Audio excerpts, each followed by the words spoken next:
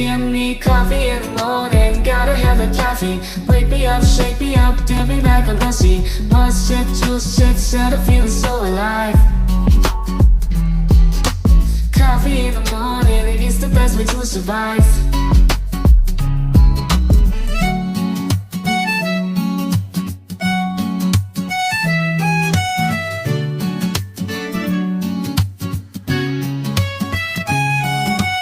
Woke up in the morning, sleepy eyes yawning.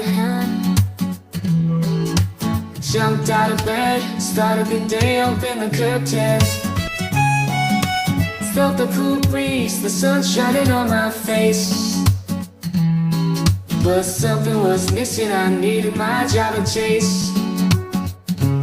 Give me coffee in the morning, give me coffee in the morning, gotta have the coffee. Wake me up, shake me up, dip me like a lassie. One sip, two sips, and I'm feeling so alive. Coffee in the morning, it's the best way to survive.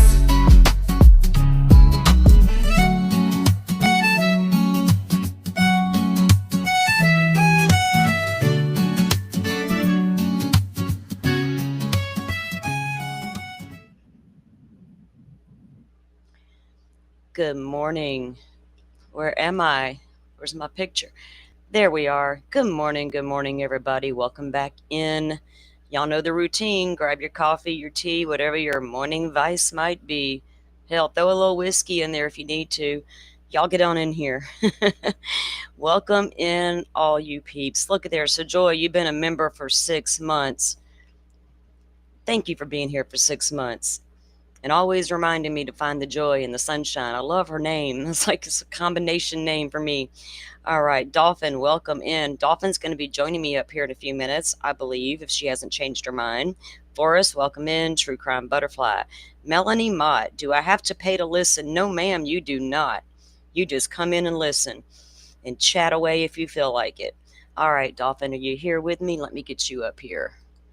Let's get Dolphin on stage. Good morning, Miss Ma'am. Oh, good morning. How are you? I am okay. I just was feeding one of my deer. Oh, She was back there standing on the patio, just looking at the door. waiting on you. Mm-hmm. We haven't had a good deer video in a while, so you've been slacking there, lady. Oh, yeah, I just haven't posted. I've got tons of stuff. Oh, I'm sure you do. I'm sure you do. I'd Yeah. probably sit there for hours and watch them because I can sit out in the backyard and watch the chickens and the dogs and be totally amused for several hours. So Oh, yeah. I'm easily amused by the nature. All right. So we do have the hearing today in Idaho, guys, the families versus Latah County on the non-dissemination order. That'll get underway, I think, about noon Central Time here. So we'll be airing that and to see what happens there. I don't know if they'll make a decision today, of course, but we'll at least hear the arguments presented by the family's attorneys. Like we What said, time is it supposed? Was the it's time? 10 a.m. Their time? their time, which was 2 hours behind me, so it's noon for me. Okay, so 1 o'clock for me. One Oh, okay. So one for almost an you. hour and a half Yeah, we got for about an me. hour and a half. We're going to review something we didn't get to. Well, this actually dropped when we were live yesterday, and it pertains to something had a big show a couple days ago Mm-hmm. about different things going on at WSU. The interview room picked up on the same problems I had, or the same questions I had. Okay. And so over the past few weeks, they've been doing a couple of shows over there, and then it led up to a bigger show. And then lo and behold, Karen got an interview with Chief Fry. I'm not Fry. Dollinger. No, the dude from Jenkins? WSU, Jenkins, Ah, Mr. We didn't call him the tip because it was the wrong year guy, that guy.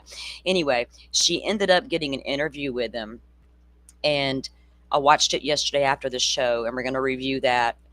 Because those of you who were here for our show the other day will absolutely get what is being done in this interview.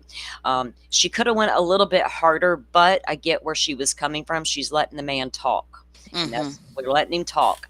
And then after they uploaded the video of the interview, Chris came in and has a pinned comment there, and I agree with it. I mean, it's a balance and trying to figure out what it actually happened over there. So we're going to look at that interview, and there's some more stuff, guys, been popping off in the Mickey Steins case, and we didn't even get to that yesterday because we were talking about so many other things that were happening Mm-hmm. with baby Emmanuel and different things. So I think I'm going to Gosh. reserve that all for tomorrow because the attorney, we all saw the videos where we did the update the other day where the women are speaking out against what was going on in Letcher County with the judge and apparently the whole darn town. Yeah. Well, she's also she has also come out now and spoke with Court TV. They did a follow-up interview with her, and a little bit more came out in that interview. I was like, "Holy cow!" And yeah, and then his attorney came and spoke, did an interview with I believe Brian Enton did that interview since those women have come out and made those allegations.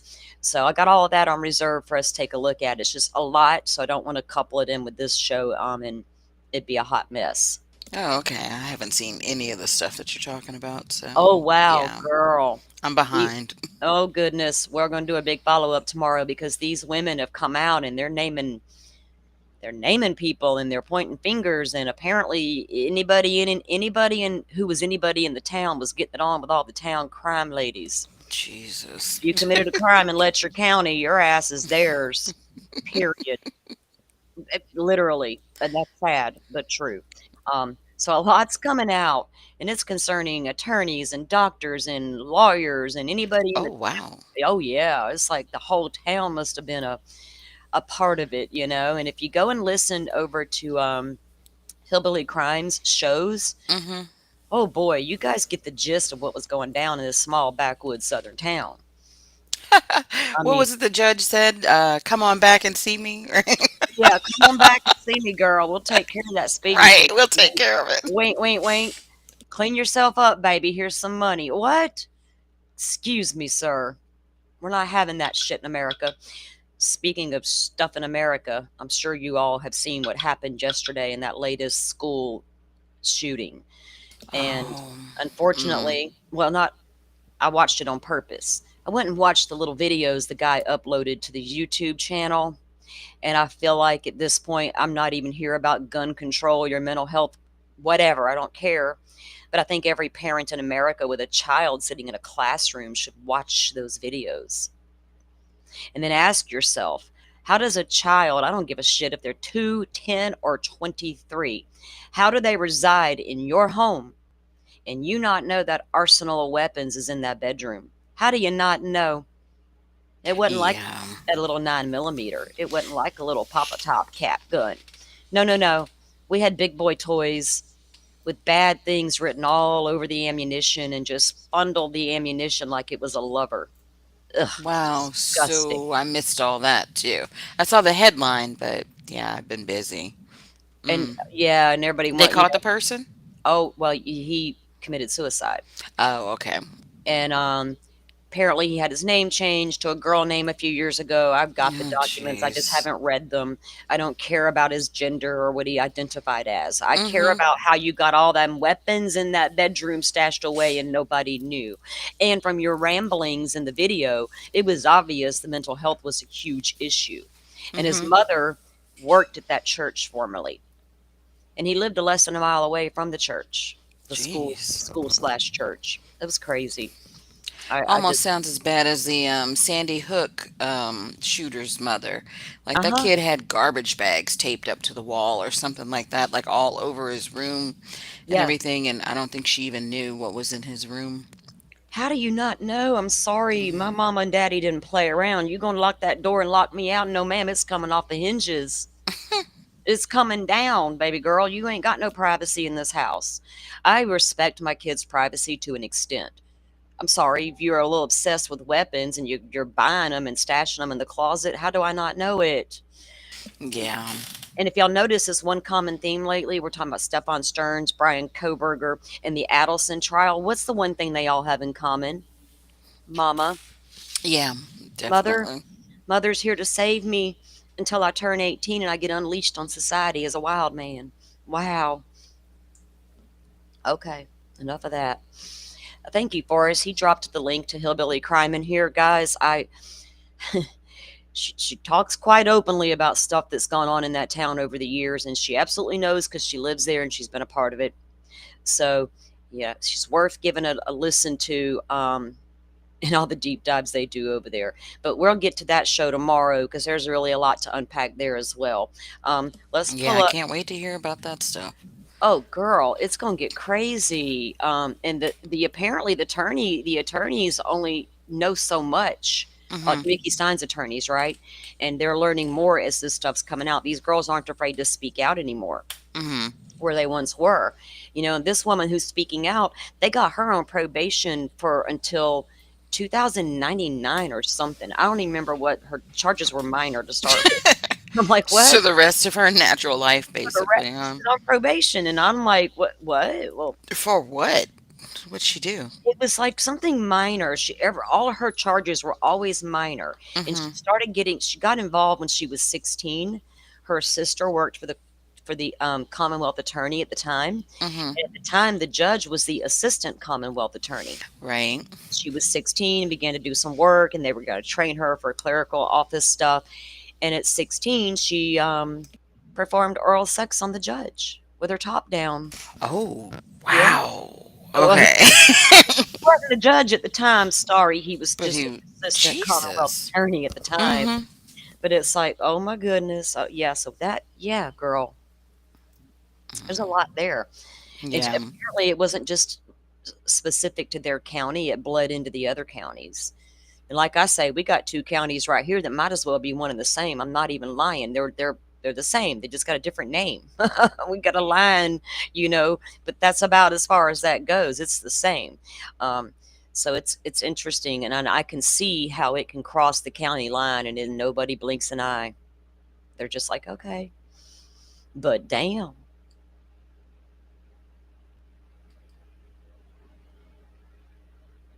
And I didn't see anything new this morning as far as updates, guys, on the baby Mm. Emmanuel case with the parents over there, Dumb and Dumber. Yeah.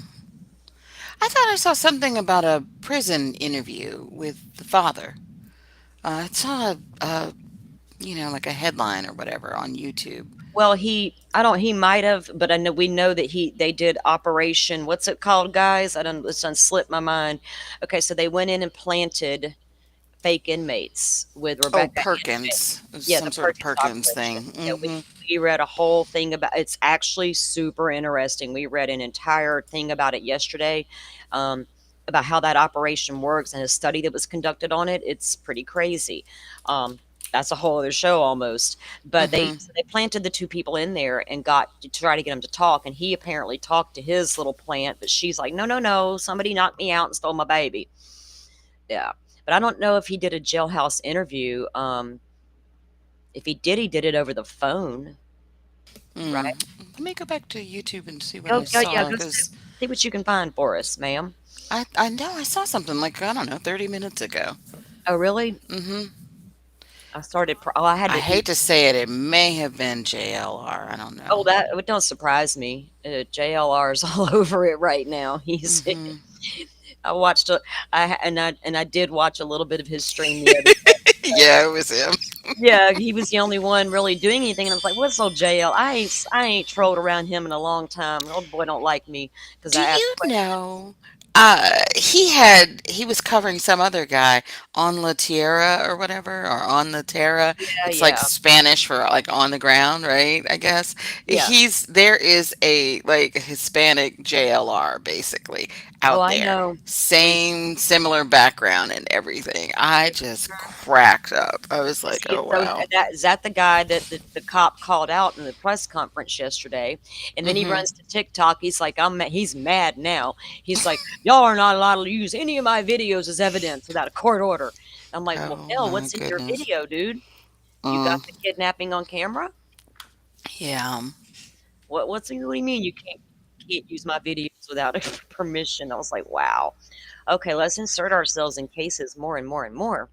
Um, okay, so guys, we're going to take a look at that interview that I was telling you about that the interview room did with the chief over there in Moscow, because it's still not answering questions. You can tell they're still dancing around a lot of things. He tries to justify all of their actions, and it's understandable to an extent. Up to a point, it's understandable. And like I said, even the cops on the interview room that had done this for their entire lives said the same thing I did. It made no sense to silence all communication over police radios. Mm-hmm. You're the literal police, and your job is to communicate over your radio about alleged suspects, not just Brian Koberger, but all. And all of a sudden, we got a total blackout. Made no sense. There's no way to justify it unless they thought law enforcement could have done this. Still waiting on that answer. So here we go with this interview, guys. Okay.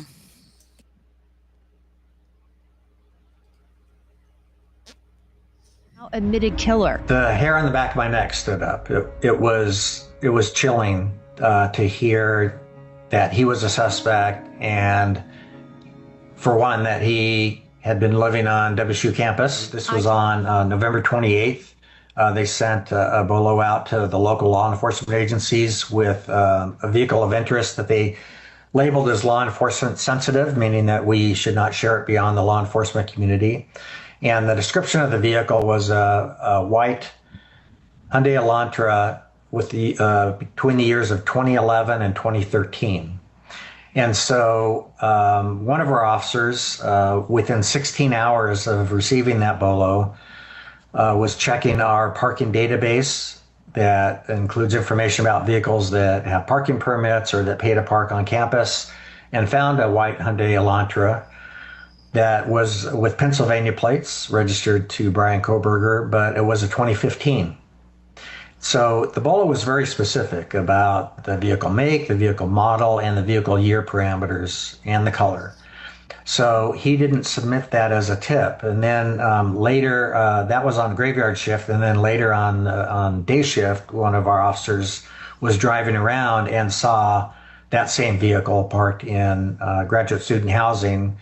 And again, it was not within the date parameters. So Today I have with me Washington State University Police Chief Gary Jenkins. Welcome, Chief Jenkins.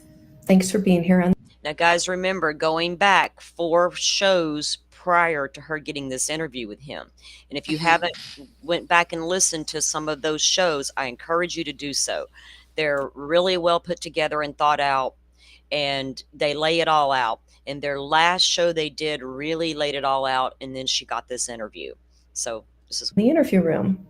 No, thanks for having me. Well, let's get into this. So let's go back to November 13th, 2022, the day of the University of Idaho student murders. How did you find out about the homicides? My assistant chief alerted me that Moscow PD had responded to a call and there were 4 deaths involved. And so at the time, I didn't know whether they were a homicide. I didn't know whether they were carbon monoxide poisoning. I didn't know what it was.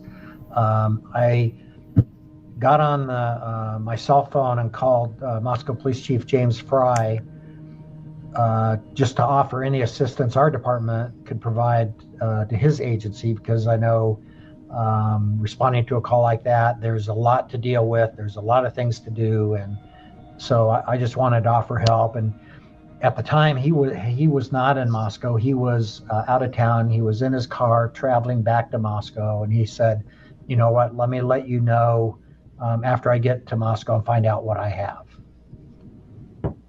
Okay. What did you think? What was going through your mind at that time? You know, I just didn't know. And, and then it wasn't long after that, I found out they were homicides.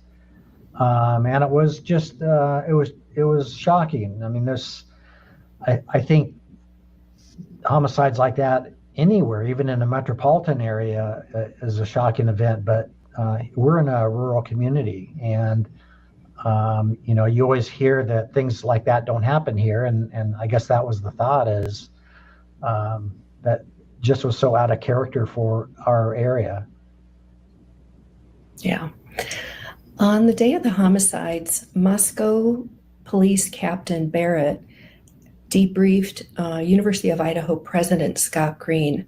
I'm wondering, did you do the same with WSU's President Schultz at the time? So I did message our senior leadership, including President Schultz, because similar to what University of Idaho did, they sent out an alert to their campus about what had happened. I needed to do the same thing for our campus. And so usually when I send out an emergency alert, I will give the senior leadership a heads up about that alert and what it's about, just so they aren't caught off guard. So I had very little information. So I couldn't tell them very much other than that Moscow was investigating 4 homicides immediately off campus from University of Idaho. And so I was going to be sending an alert to our campus. As the investigation went on, maybe days or weeks later, were you able to continue to update President Schultz? It wasn't like a one-to-one conversation. There was senior leadership that was involved in those updates. And it was really more around the area of trying to communicate with our campus community to keep them informed of all the information we had, so that we didn't want them to be left in the dark. As you know, Moscow PD was very tight-lipped during the entire investigation, in particular at the very beginning. And so we had very little information to provide. So we did just provide some personal safety information, resources that we had on campus for students, faculty, and staff, and things that we were trying to do to provide more public safety visibility on campus, to provide an additional sense of safety. Sure. Let's go back and let's talk about the first time that you interviewed Brian Koberger on that Zoom call in April 2022 for that police intern position. What was it that struck you about him? He just seemed like he was a little bit odd and socially awkward.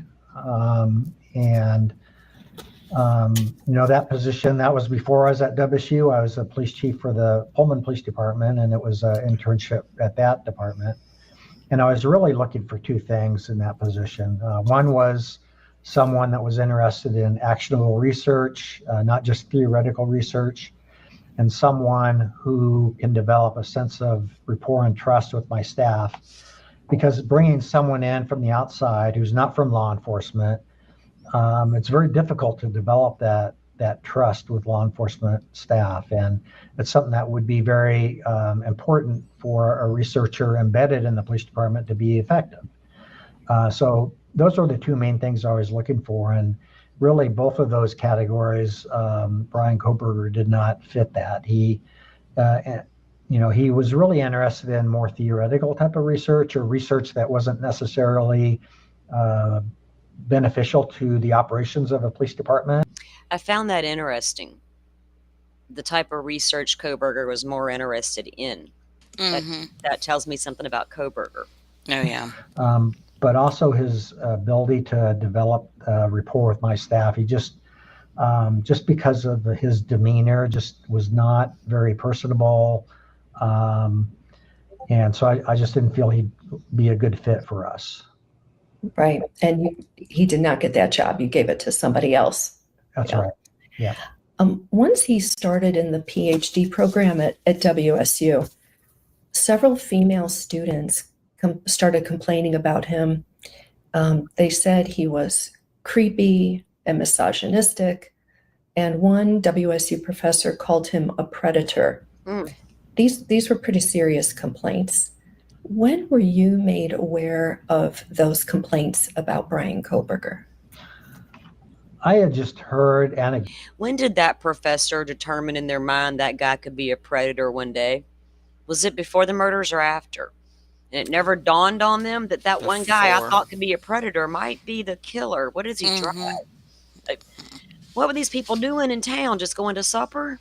Mm, I can't. Totally about one of those, basically. But, all of those are really more at the criminal justice department level. None of those rose to the level of a crime or something that would be reported necessarily to the police department. It was more non-criminal behavior that was concerning for sure, but nothing that I would expect to be reported to the police department other than if someone felt they were being stalked by him, which, I don't know if that necessarily So occurred. they were being stalked by But him. I didn't hear directly about any of that behavior until later on. From the one complaint that you had mentioned that you heard about, what did you think about that?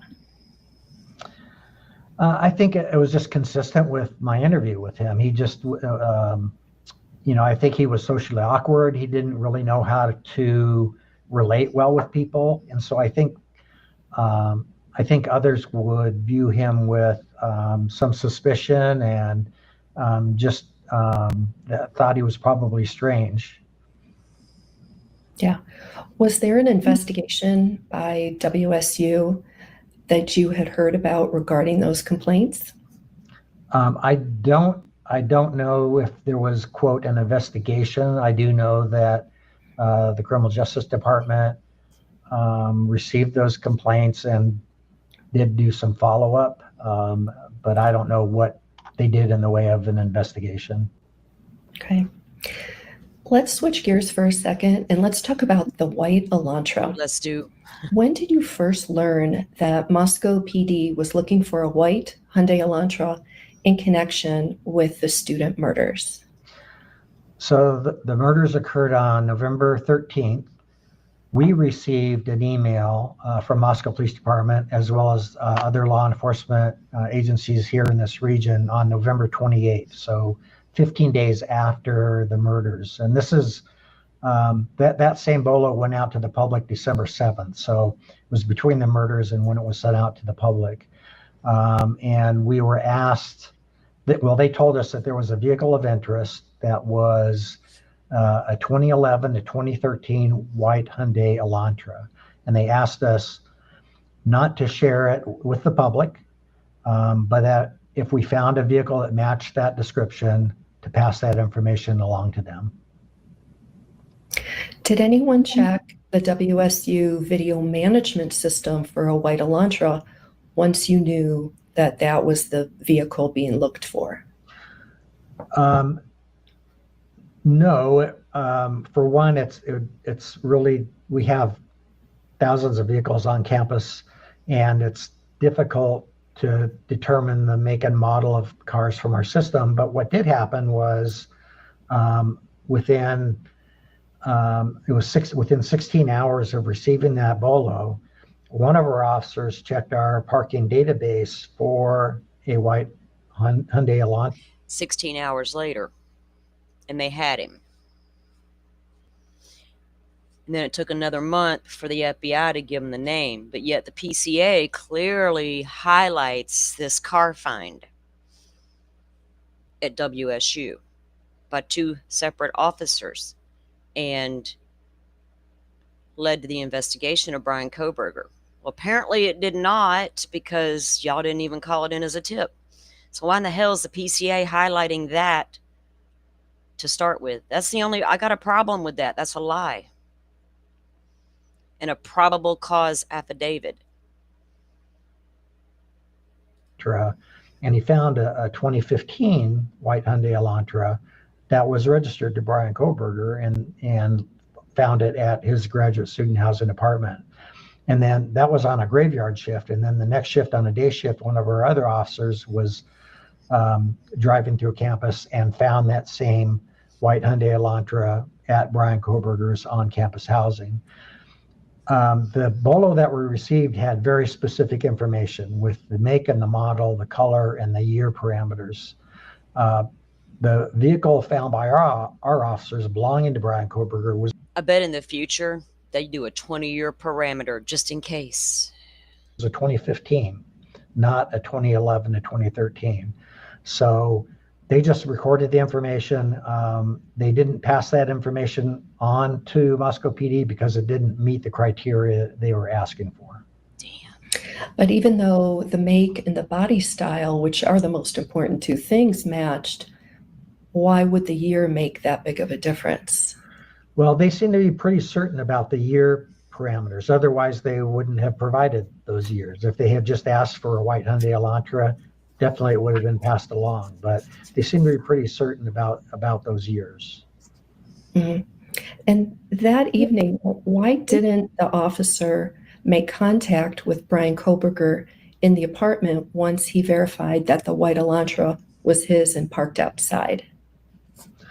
Well, again, it didn't meet the criteria, and Moscow PD did not want anyone to contact a person that was affiliated with their vehicle of interest. They just wanted agencies to pass along information about a vehicle that they found matching the criteria they asked for, but not to make contact with the driver or occupants.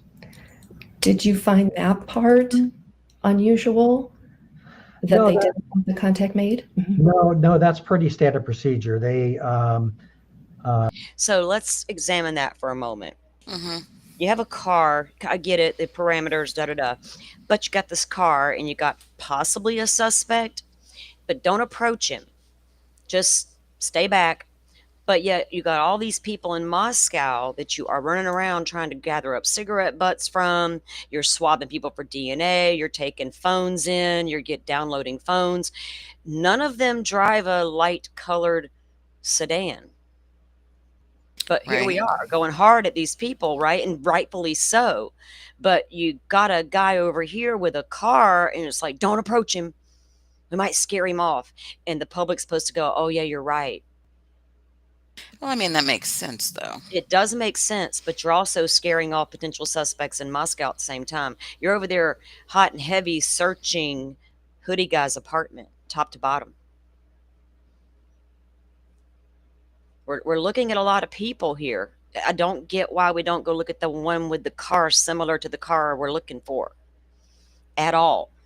Not even follow the guy. Try to obtain DNA sample if you can. Where's those documents saying they did all that? Well, they didn't do any of that because WSU's like, oh well, we're 2 years off on this car. It's cool. It's nothing to see here. In a case like this, they don't want to tip the person off that maybe they've been discovered. So they don't want that person to begin to try to cover their tracks, so to speak.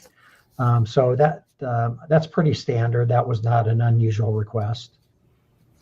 So just to be clear, nobody from WSU gave any kind of order not to contact Koberger that night once the white Elantra was confirmed it was his. Well, we had received a request by Moscow PD not to contact anyone that was affiliated with the vehicle of interest. And at the time, Brian Koberger was not a suspect. So when did the information get to Moscow PD that the white Elantra was on campus and it belonged to Brian Koberger? After Koberger was identified as a suspect, Moscow PD and the investigative team then started running checks of Brian Koberger's car to see what law enforcement agencies had run that license plate previously, and discovered that our agency had run that license plate on November 28th and November 29th. Also found out that in October, one of our officers had stopped Brian Koberger in that car for a traffic violation. In October. Looking back, would you agree that it was a mistake not to have contacted him that evening on November 29th? No, I don't agree with that. Even if the vehicle met the criteria for that Moscow PD provided, we would have just passed along that information and let Moscow PD know. And then they would have followed up in the manner that they wanted to for their investigation, because contacting him would have interfered really with their investigation and would have tipped him off and would have changed a lot of series of events that potentially could have, there could have been destruction of evidence. He could have done more to cover his tracks and really cause harm. Right, because reminder, the probable cause affidavit clearly says when the white Elantra was found, the 2015 white Hyundai Elantra, and the officer pulled the records, it was clear the driver had bushy eyebrows. Really? Was that just to cover up the fact that IGG was used and y'all were nervous about the validity of your IGG in future court proceedings? Because you got a bulldog of an attorney over here on this death penalty case.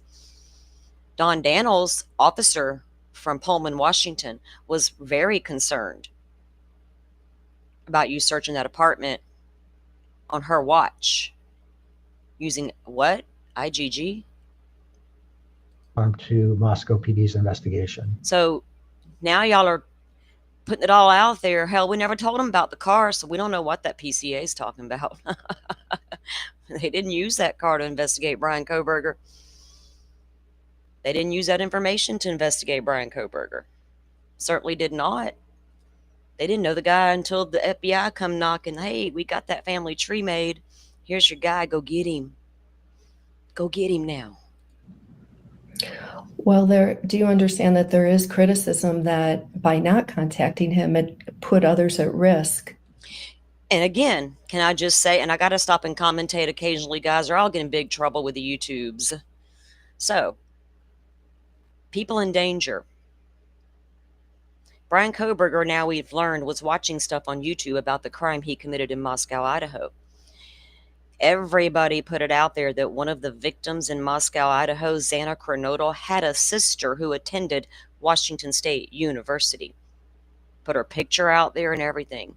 Was she now at risk because we got a crazy guy on campus and we don't know what the hell he's going to do tomorrow? We can't predict it. We cannot predict what he's going to do. Is he going to flee, never to be seen again deep in the woods like Travis, what's his name? Is he going to go across country like Bundy and kill a whole bunch of people before you finally found him? Was he going to go after the other victim's sister to show y'all what's up? Especially the two Indiana police officers who stopped him on the freeway. We didn't know if he would have been armed or dangerous, but you've got a quadruple murder suspect who was able to leave campus and drive across the country. Well, at the time, the only information we had was a 2011 and 2013 white Hyundai Elantra. We didn't know who the suspect was. Even if we had contacted him, we couldn't have taken any action to restrict his movements or take him into custody. There was no evidence connecting him to that crime. There was at the time, very thin circumstantial evidence about a white Hyundai Elantra. And then the year that they thought it was didn't match the car that he had. And so I don't think it would have, there'd have been nothing that we could have done really to keep him, take him into custody or restrict his movement. Like I was saying, guys, reading some of these documents and watching some of these interviews, you absolutely understood some of Ann Taylor's motions now. Like, really, a lot of her motions, I really wanted to know what was behind those motions because they didn't seem frivolous to me. There was something there, I just didn't know what it was. A couple of times it was easy to figure out. Sometimes it wasn't. Her filings are making more sense. It doesn't mean they would have gone anywhere, honestly, but they seem to take some risk that could have affected things both ways. Let's just say that. Because I'm telling you, if I was a cop and I saw that car that night, I don't care what anybody says, that's too close to the year. I'm going to keep an eye on this car and this guy and be a cop. Whether I tell anybody or not, I'm watching. Shit. And just so I understand it, so on November 29th, that night, when Officer Whitman made the confirmation that the white Elantra was in the parking lot, it belonged to a Brian Kohberger, and he was inside his apartment, if Moscow PD had put on the BOLO, give us a call if you find the white Elantra, and they were called out that night, and again, I get that this is hypothetical, they would have been able to contact him and interviewed him and potentially, eliminated him as a suspect, or maybe got a buccal swab, and that would have been 19 days before he was actually identified as through IgG DNA, and he was already in Pennsylvania at that point. So I guess my question is, if either WSU officers or Moscow PD, the lead investigator, was able to interview him on November 29th, do you think that could have changed the course of the investigation? I doubt it. I mean, at that time they had I don't know exactly what evidence they had at the moment, but since they weren't looking at Brian Koberger as a suspect yet, they didn't have any of the cell phone records, cell phone tower records. They didn't have a lot of evidence linking him to the crime. Oh, no, sir. Hold on. Well, I guess it wouldn't have mattered if the phone was turned off, if it number wouldn't have popped up in a geofence warrant. And they probably didn't go back further at that point in time yet, right? To change the date parameter on a type of geofence warrant to get like a few days versus a few weeks or whatever. So I got to remind myself sometimes this fool turned that damn phone off, which I'm still not to the bottom of yet. I can't wait on the reports to come out about that. I'm waiting on Heather to talk to Olivia and for Olivia to spill the beans. It's coming. And so an interview at that time, they didn't really have a lot to press him on, or really anything to press him on. He had a white Hyundai Elantra, which, one of the reasons it wasn't submitted, other than just being outside the year range, is there's a lot of those around. It's interesting when you start looking for a certain make, model, and color of a car, how many there are. And so I know they were receiving hundreds of tips a day, and this would have been just another tip that, again, didn't meet the criteria that they were looking for. You think it would have been just considered just another tip, kind of like all those bogus calls we have read about in the tip that was coming through on the tip line? Yeah. How many white Elantra phone calls did they get, right? But you traveled all the way to Oregon to check out a white Elantra, but they're going to see one in WSU parking lot, and it's not the right year. And now I question Anthony Imel's experience. I get it. You had a bunch of grainy car footage, but you got that Ridge Road eventually. When did y'all change the date on that car? Once you got a 2015 in your sights? And Taylor, girl, you picked up what they were putting down. They had no evidence against Brian Koberger. They had nothing pointing towards Brian Koberger. There were lots of people out there driving white Hyundai Elantras. And so I don't think that they were interested in interviewing everybody that had a white Hyundai Elantra. I think they really wanted to work more towards more direct evidence.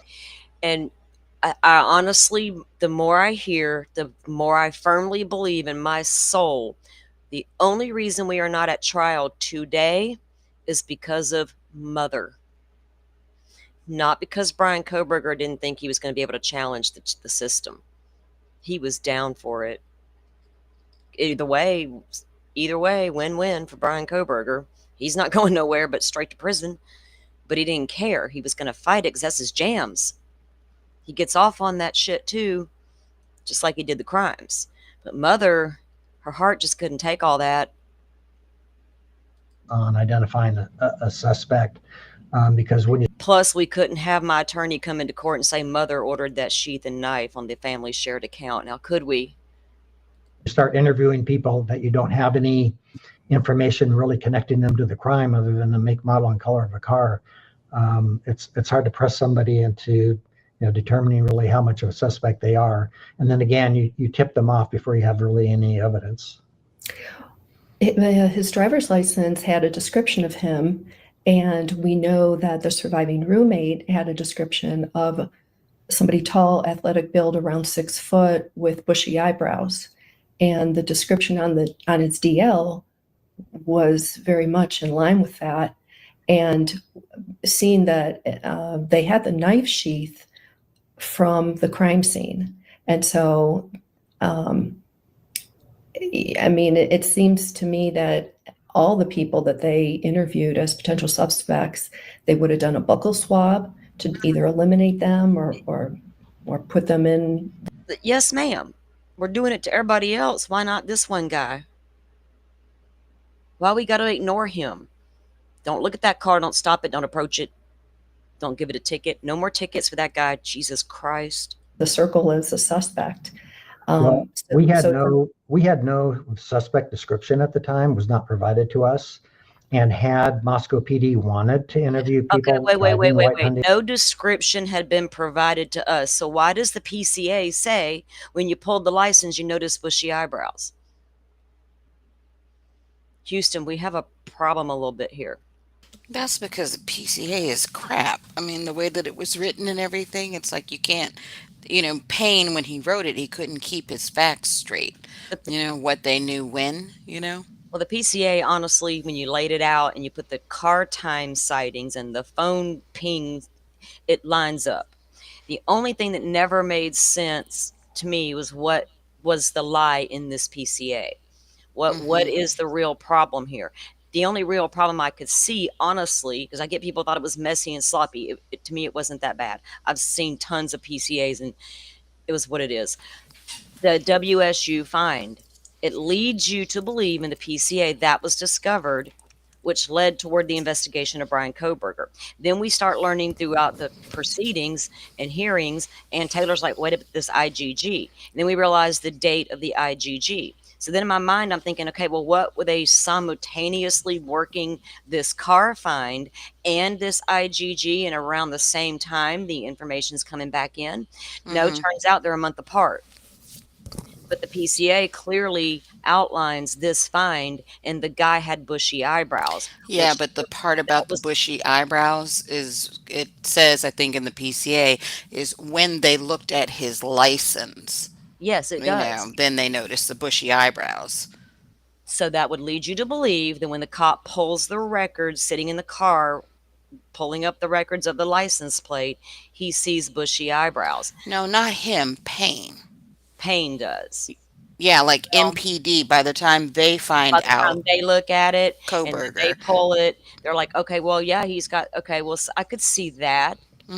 Still, I'm critical of them not putting eyes on him at the least. At the very least. Because you got to find this person. You don't know what's at risk. You don't know what you got. You don't even know who did it. Yeah, but here's the thing. They had 60 FBI agents involved in this case. They also had Idaho State Police, countless agents from, their agency involved. WSU being this little, rinky-dink police force on a campus, I don't see them questioning all these FBI agents and all these ISP agents when they said, hey, we're looking for 2011 to 2013. I think if I were, the little rent-a-cop in a college campus, campus's police department, I would be like, okay, that's what they're looking for, What's being questioned through this past 4-episode type process they've been working through? The question really lies with, once they did find this information and they handed it off to wherever, where did it go and why did it sit there? Okay, we get the year and they're a small police force. All of that is completely understood by everybody. The question still remains about what, if I want to say this in a way that doesn't I don't know, there's no other way to say it. Damage control, right? We don't want word to get, it's a big deal and it's a huge stain, right? So also at the same time, you've got people over here complaining about this guy, but nobody's putting it together that this could be the guy.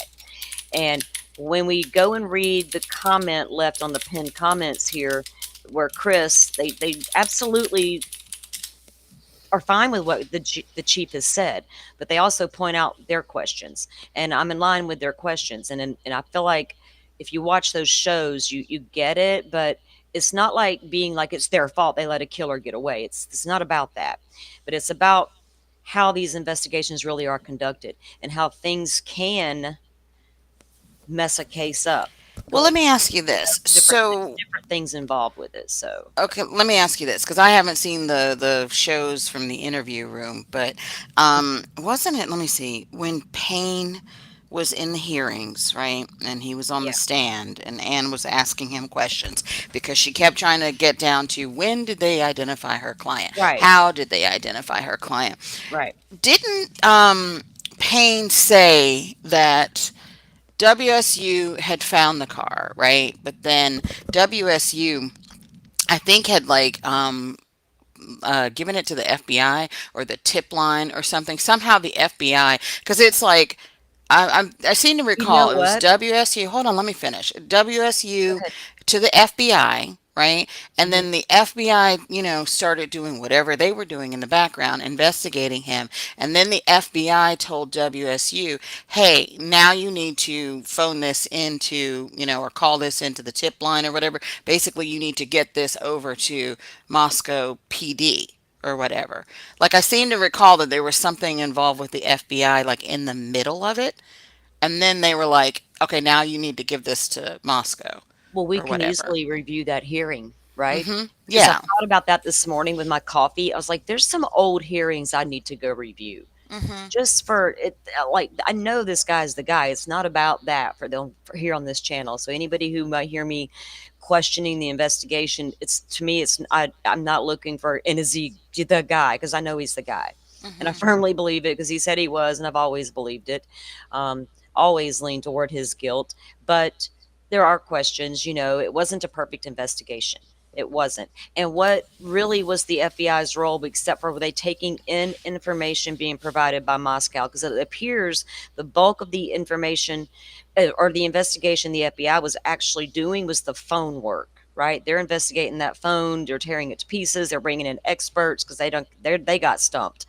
Well, then ISP are more boots on the ground, helping them do the interviews and all. We see that in the documents. Oh, you know what? They also found the knife purchase because remember they Mhm. went back to Bowery and said, now you go put a warrant in specifically for this date Right. range in March and da da da da and whatever. And you remember that? So yeah, they were kind of all over the place. Yeah, they had their hand in a little bit of it, all of it, Mm-hmm. right? They had an expert for everything, right? We got Nick Balance on the phone over here, and we got Imel on the car video, and we got people on the DNA. That's what we got. We got a phone records, and we got a Craney car footages, and we got some DNA on a sheath.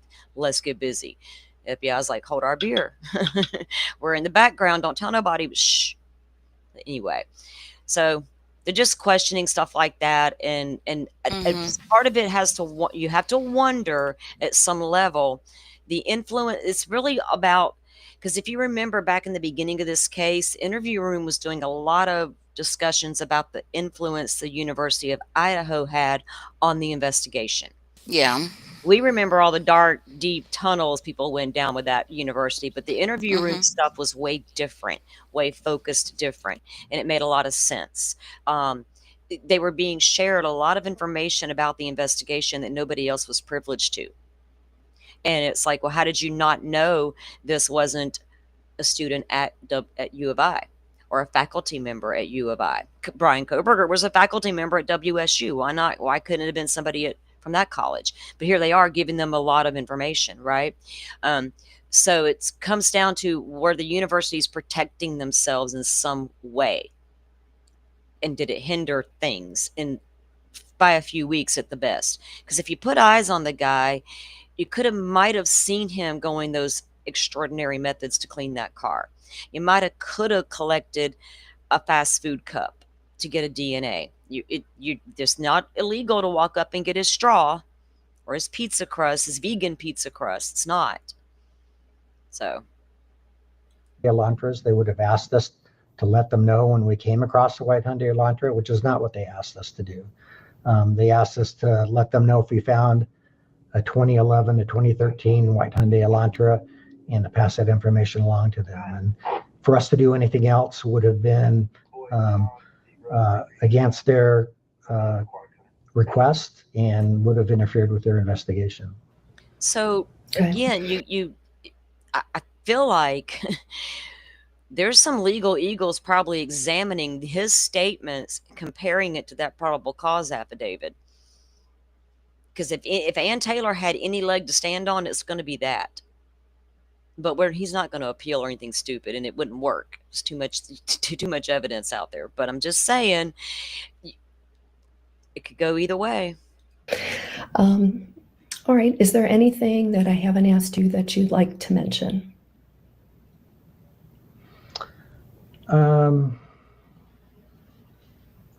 No, I mean, the only other significant thing was when they did get a DNA result back where he was identified as a suspect. At that point, they did let us know that Brian Koberger was a suspect in the case. And now y'all can generate those police report numbers that we told y'all not to do until we got an arrest. Shit, we just read that in documents. And at that point, he had already been on his way to Pennsylvania.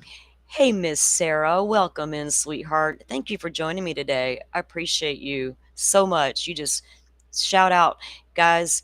Follow her on X. Great X account there.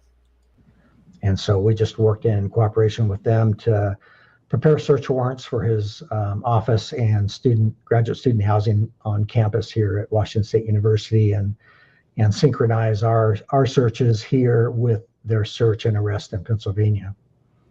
And what date was that when they let you know that he was the suspect? That was on December 20th. I believe they found out on December 19th. I'm not positive about that date, but I was notified on December 20th. Mm-hmm. December 19th was the day he was let go as a teaching assistant by WSU.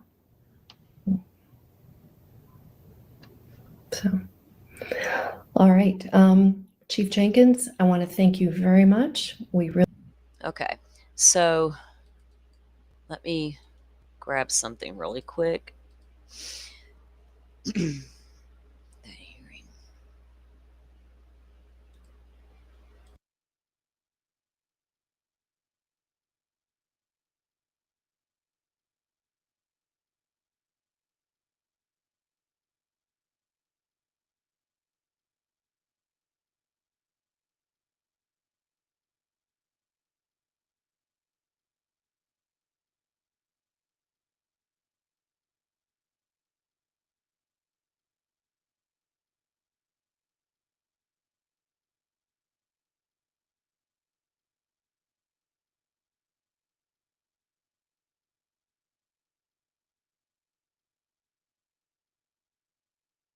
Okay, all right, I'm going to do this. I'm going to read you guys something really quick, and then we're going to move on.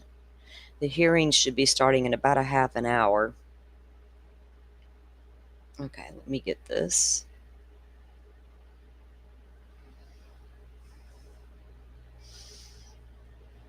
Okay.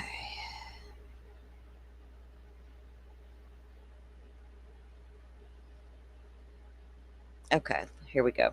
All right, this is a comment that Chris left on his video that we just watched. And it says, I understand the perspective that contacting Brian Koberger on November 28th, 29th, when police identified his car as matching the one they were looking for, could have risked compromising the investigation. At that stage, the evidence was limited, primarily the vehicle and perhaps his general description, e.g., bushy eyebrows, which isn't unique. Alerting Koberger could have prompted him to destroy evidence, flee, or become more cautious, potentially derailing the case. The police chief's reasoning, without solid evidence like the DNA results from the K-bar sheath received December 19th, 20th, approaching Brian Koberger prematurely might have allowed him to refuse a buccal swab or lawyer up, knowing he was under suspicion. This could have delayed or weakened the investigation, especially since another person with a similar car could have complicated things.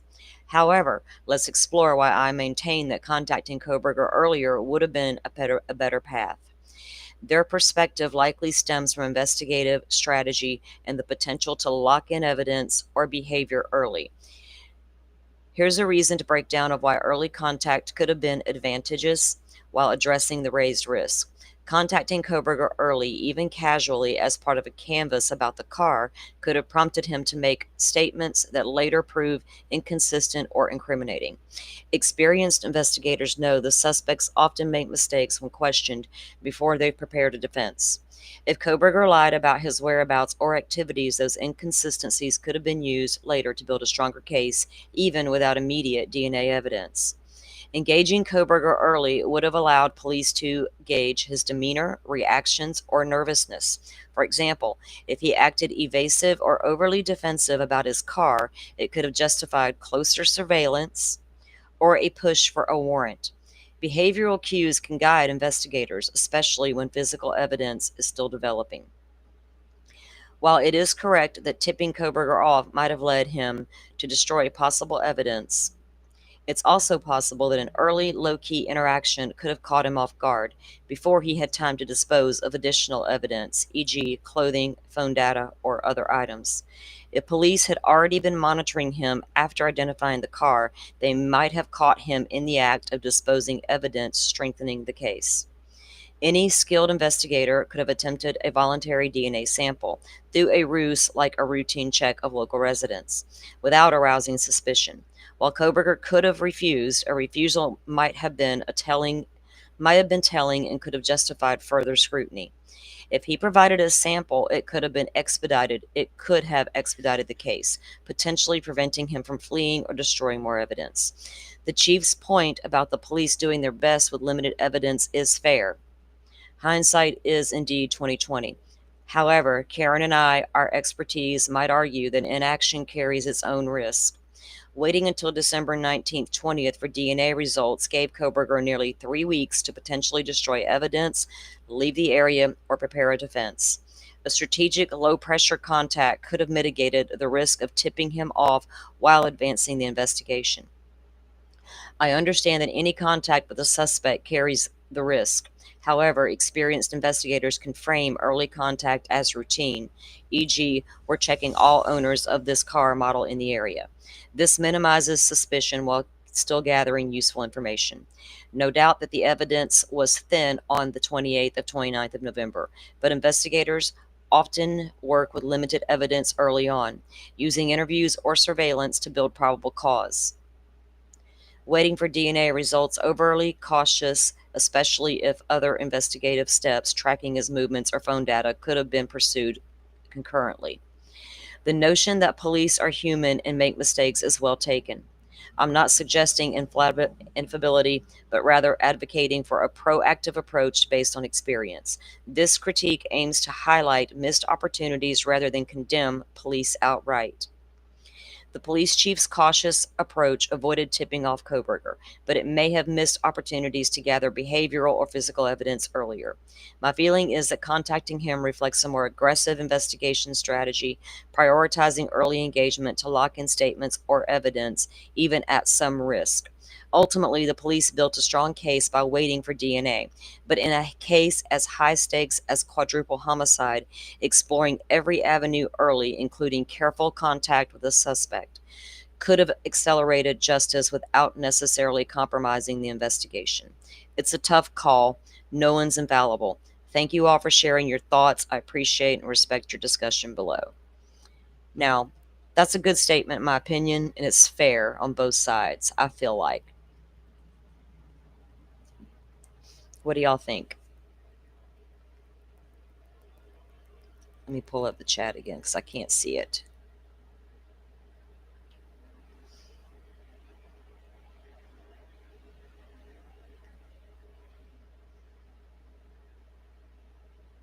Oh my goodness. I just saw a news headline and I'm like, what in the world's happening out there in the real world? Lord, it might pay to watch the actual news sometimes. No, it's scary out there in the real world. No, thank you. Okay.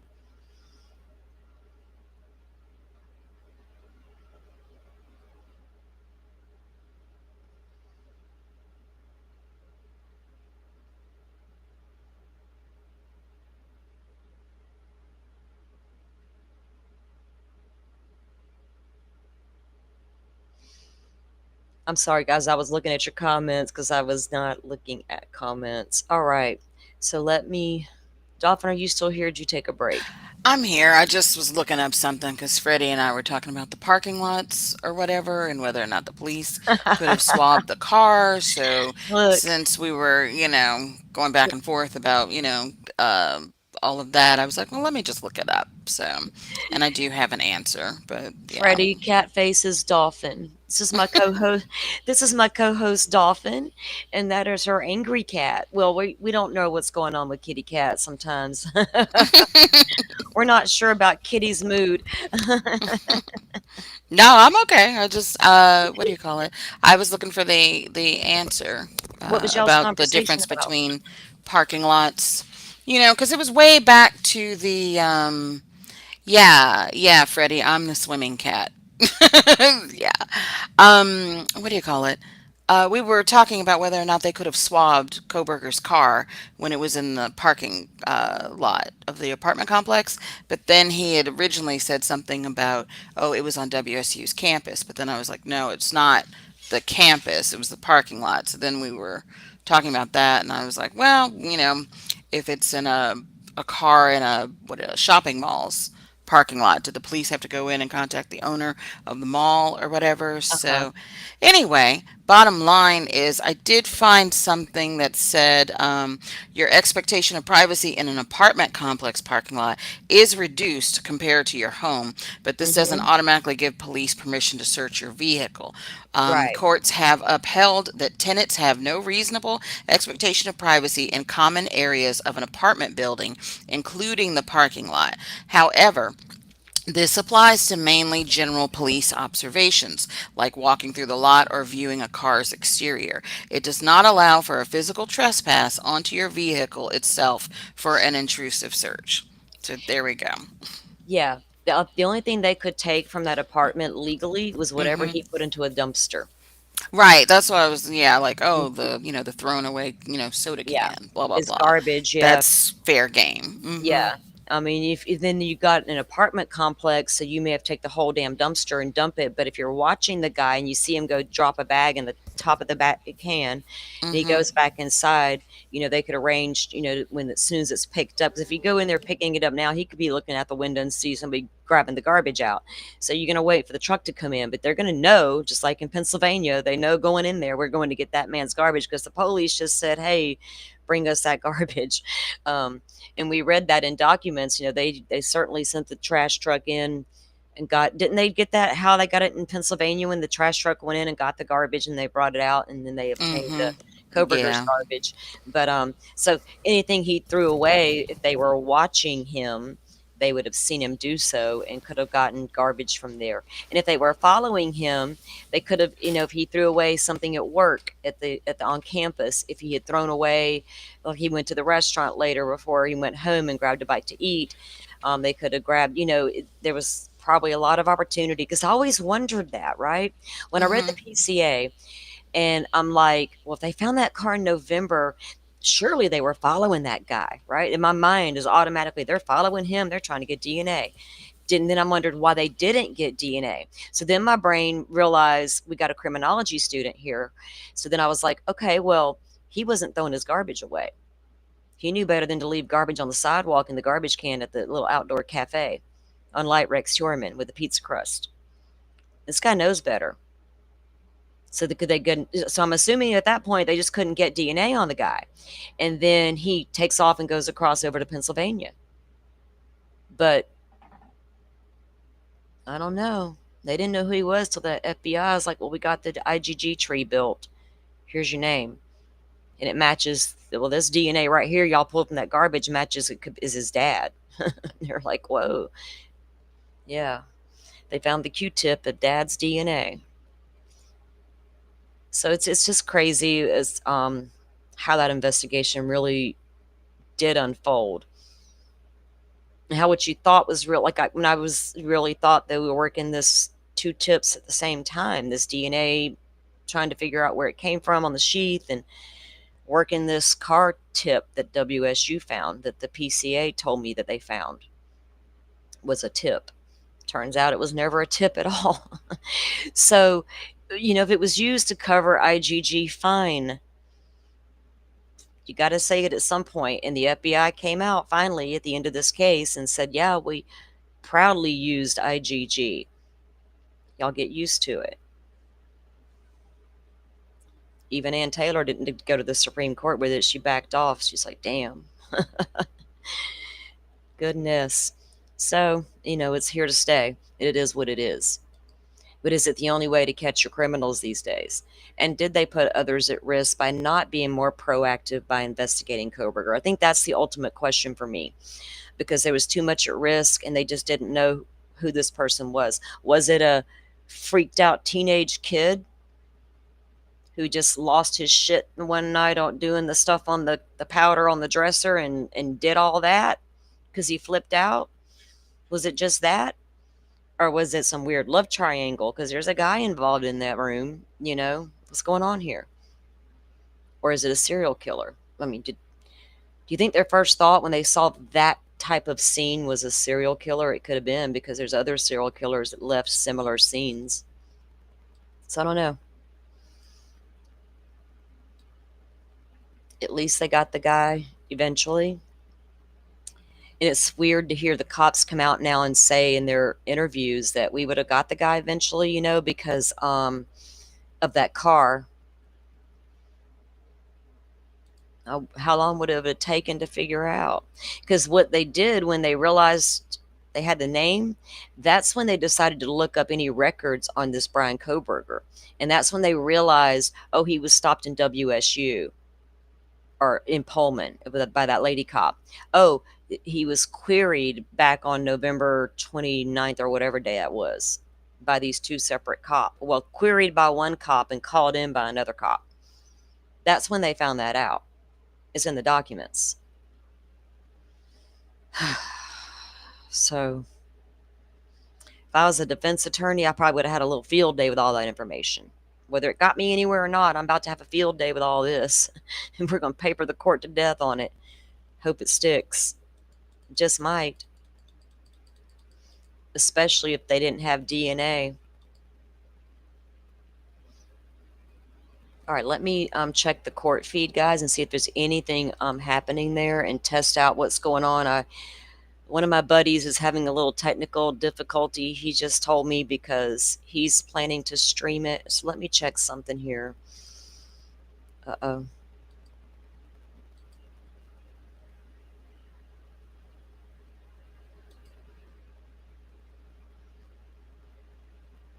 It says they're offline on this feed. It's not due to start yet anyway for like 15 more minutes, I believe. Do you have the YouTube link for her channel? I got the website. No, I didn't even bother to look. Hang on.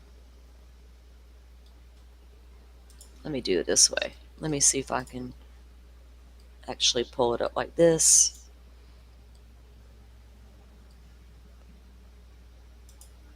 Here we go. Let me type this something in here.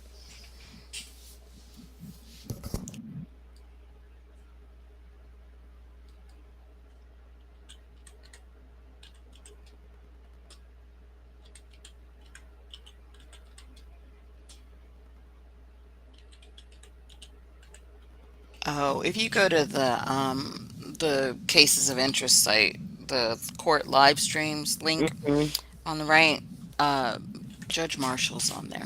Yeah, I've got her live stream link. I just was wondering if they had the YouTube link is up. Her YouTube channel link. Kind of like Hippler's and Judge. I know she's on here. I just can't remember how to get to it. But yeah, they're not showing it yet on the link. It just says, sorry, this media is offline. Because I have it pulled up.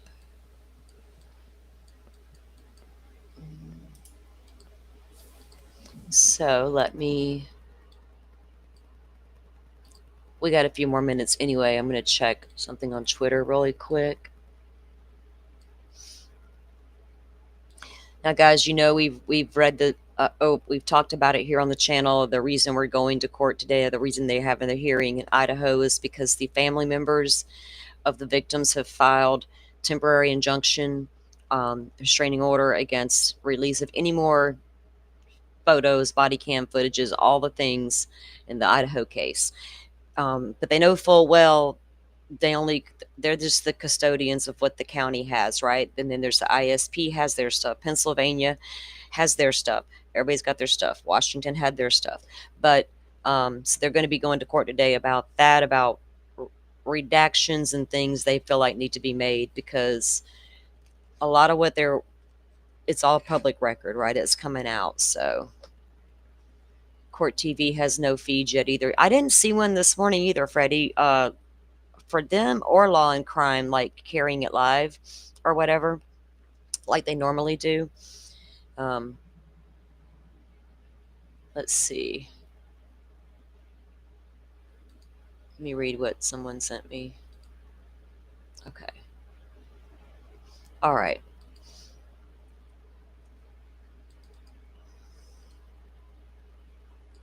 It's such a sensitive topic with sensitive information that they're talking about, but it would all come out in court. We have to remember that. And we have to be careful about what we decide is not public and what is.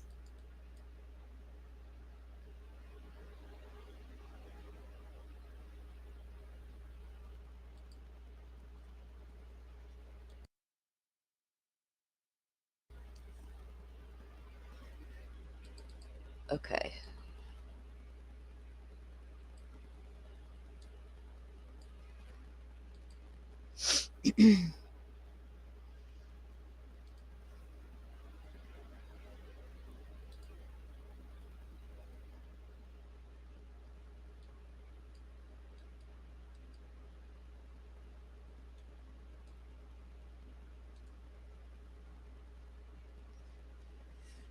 Okay, I have a feed pulled up also on the side because I got two places to check, guys, so we'll have it up live when it goes live here in a little bit.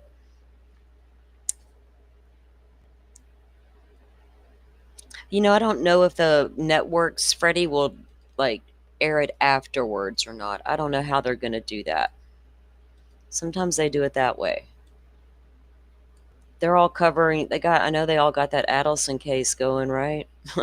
They're like, but you know how Law and Crime and Court TV roll, they'll carry 4 or 5 hearings at a time.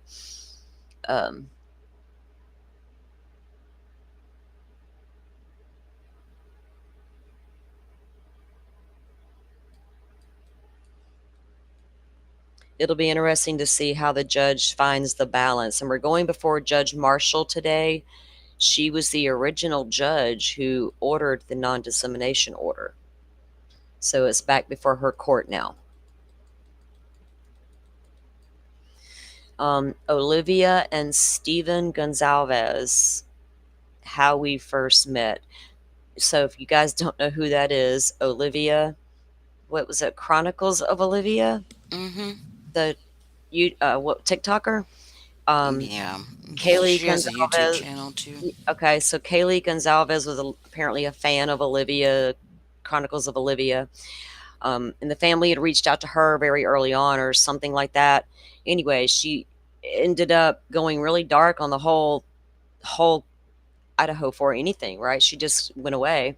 But anyway, it turns out she was dating Stephen Gonzalez, Kaylee's brother. So they got a little YouTube channel together now, and they dropped a video about 58 minutes ago. Okay, there's my buddy's YouTube channel. MB Inc. is my buddy. Sarah's buddy as well. A few of us are probably buddies with MB over on the X. Amazing friend to have. He's also going to be putting this out live, and if we can't get the court link to work, which I think he's also using the same link, so we'll see. We got, if you guys, he does good work over on his YouTube channel. He's he doesn't go live a lot. I mean, he does lives, but just like airing the court stuff.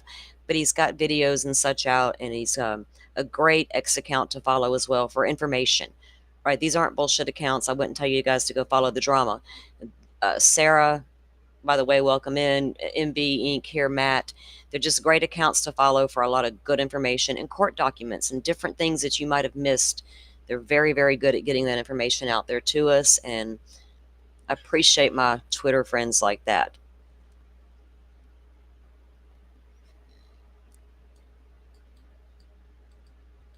I like to roll around with the smart people. Thanks for joining me, Dolphin. What? Sorry, I'm typing. I said I like to roll around with the smart people, and I was like, thanks for joining me, Dolphin. Oh, you're welcome. Yeah, there's so few out there. I'm sorry, this case, I'm like You're right. lately Oh my some of the God. new stuff that people are coming up with to talk Hmm. about because, Oh, nothing's girl. happening so much. Now it's what was it? I saw something on mainstream media, I think last night or whatever. Oh, was Koberger inside the house already, Oh, And I'm like, goodness. where exactly would he have been hiding? Right. You We know? see this car come back to the And the final car is still time. rolling around. Right. So, yeah. Yeah. We know what time the car made its final pass. Come on, people. Come on, people. It's like some of the theories that the streets push now, and the different things that are out there. It's so crazy. Um, Even the mainstream media, how dramatic people want to be right now. Yeah. I mean, people give me headaches. That's why I'm sitting here. I'm waiting for my goody powders to kick Girl, I in done took my goody too. powder and got my Coke too. Me and Dolphin were Hmm. both like, we're about to go live. Where's our Coke and goody powder? We're like the same people, I swear. Oh, yeah. Because, like, yeah, gotta have a circular Bad habits. argument, and yeah. Gotta have all that caffeine to put up with this nonsense. Hmm. Oh, Danger was just asking me about new crime scene photos or something like that. And I was just Uh-oh. like, new? Like, did something Newish. come out in the past day or I whatever? Or haven't seen is anything in the past he day. asking about the ones from ISP, the 382? Oh, well, we have those. Mm-hmm. Hmm. Yeah, those were the last ones, right, to drop. I guess I've been out of touch for a few days, I so have not seen. Thank you, Butterfly. There is a link to Matt's X account. I haven't seen that anything about that either, so doesn't mean it's not true. But I would assume it would be all over X. yeah, and I know everybody's talking about their FOIA requests are starting to come in. Well, there, yeah, Plunder is. So Mercy, the attorney, commented back to Plunder that apparently in Pennsylvania there's a law, the right to know, need to know, whatever it was called. We looked it Mm-hmm. up. Um, so there's like a time limit to ask for like the arrest footage of Brian Koberger, Mm-hmm. and Pennsylvania's like, oh well, yeah. So she filed an appeal. Plunder did, and it's all out there on Twitter. And I was talking to her about it, and so then Mercy came in, and that's when she mentioned that it was like a time limit frame on their law there. And I'm like, well, wait a Mm-hmm. minute. I know for a fact people requested those when they found out he was arrested in Pennsylvania, Right. right? Mm-hmm. That stuff's been in, so we can't buy that it's time limit on Right, that the you're past requested your body. limit. Mm-hmm. Yeah, time limit on a body cam arrest? Or did y'all put that into the possession of Moscow the way you did the poll footage from the neighborhood? 3 polls. You set up cameras on 3 poles around a parameter of the Koberger home. The videos from those 3 polls are now entered into evidence, and I got the numbers, got all the information on those 3 items, and were handed over to Moscow PD. Are they under seal? So I'm wondering, is some of that stuff being requested and denied is really just because it's under seal still? I don't know. We'll have to wait and see how it plays out. Plunder's on it, and if anybody's going to be Mm-hmm. on it hard and heavy, it's her. Yeah, really. She'll appeal it and appeal it and appeal it again. Um, Let me pull up his feed here and see what's happening. Okay. I don't know, Dolphin, do you have any thoughts on how this judge will see this or Um, issue a rule on it? oh yeah, about the matter of privacy or whatever, invasion of Yeah. personal privacy. Honestly, if the judge is, going by like the law or whatever, I don't think that she'll grant it, because they could just do the redactions. They're not actually showing, like, the Hmm. gore or whatever, Well, and whatnot. yeah, So, we read the yeah. documents yesterday that came down in Idaho about what the defense has agreed to on redactions and what the prosecution side. Hmm. And then we read the judge's order, and the judge came back very specific. Well, if you want redactions on these witnesses, you need to tell me why these witnesses. Are their Hmm. names already known to the public? Right. Well, how do they pertain to the case? He wanted very specific details. So Hmm. it's got, like you said, the law is not on the family side, unfortunately. But then again, we don't need it to be kept away either, because it affects all cases, and we can't. You can't keep it away. Um, Redactions, obviously, yes, of course, do that, right? We don't have a problem with that. I don't. I mean, it is what it is. But I feel for the families. I do, but I also understand what they're going through with it. It's a lot to take in and a lot to see, and people are picking apart your kid's life, and not everybody, but some people. And thankfully, that majority is smaller than you would believe. Um, so there's that, and keep that in mind when the YouTube streets are getting on your nerves. That's a small majority of people consuming that stuff. Maybe the families need to step away for a while. You know what I Yeah, mean? they sure Until do. it's Hmm. it's going to be a while if this case gets unpacked. We're not going to shy away from covering these documents that are going to be coming down and different things. But I know that Karen Laramie is not in my audience right now. She wouldn't subject herself to the conversation. Well, why? She's not doing that. What they're seeing on social media, I mean, mainstream media, and there may be some families that are trolling the YouTubes. I don't know. I can't do them, but it's out there. So maybe, I would, if it were me, I would definitely be in a blackout. You know what I mean, for a Oh, while. yeah. Nobody's holding anyone hostage, Yeah, to watch yeah, anything related to this case. So, right. I mean, I do feel, sorry for her. She broke my heart when she, I know. spoke and everything. And it's just, I feel for her. I've seen Hmm. interviews with her and everything, but it's like you just have to, distance yourself and, try and Yeah. find your peace. Exactly. Try to find your peace. And that's all you can pray for a family who's lost a child, is pray that one day they can find that peace, because I know Hmm. that's all they can achieve. Okay. You just learn to live with things, which helps you get to peace at some point. But you never know when you're going to wake up that one morning and it's right there. Boom, they're gone. And that's a lifetime of thing, and it is what it is. But this would be hard to unpack as a parent. Now, could they have handled it a little better with that first batch of dump was probably extremely startling, and they didn't give the family a heads up that that was about to happen. And they probably should have just like give them a little cushion. Hey, we're about, by law, we got to release this. We're going to give you the opportunity to view it first, soak it in for a I'm moment. hearing something in my ear from the court. um, Did it Let me start? pull up that direct feed. Yeah. Let me Hmm. do that.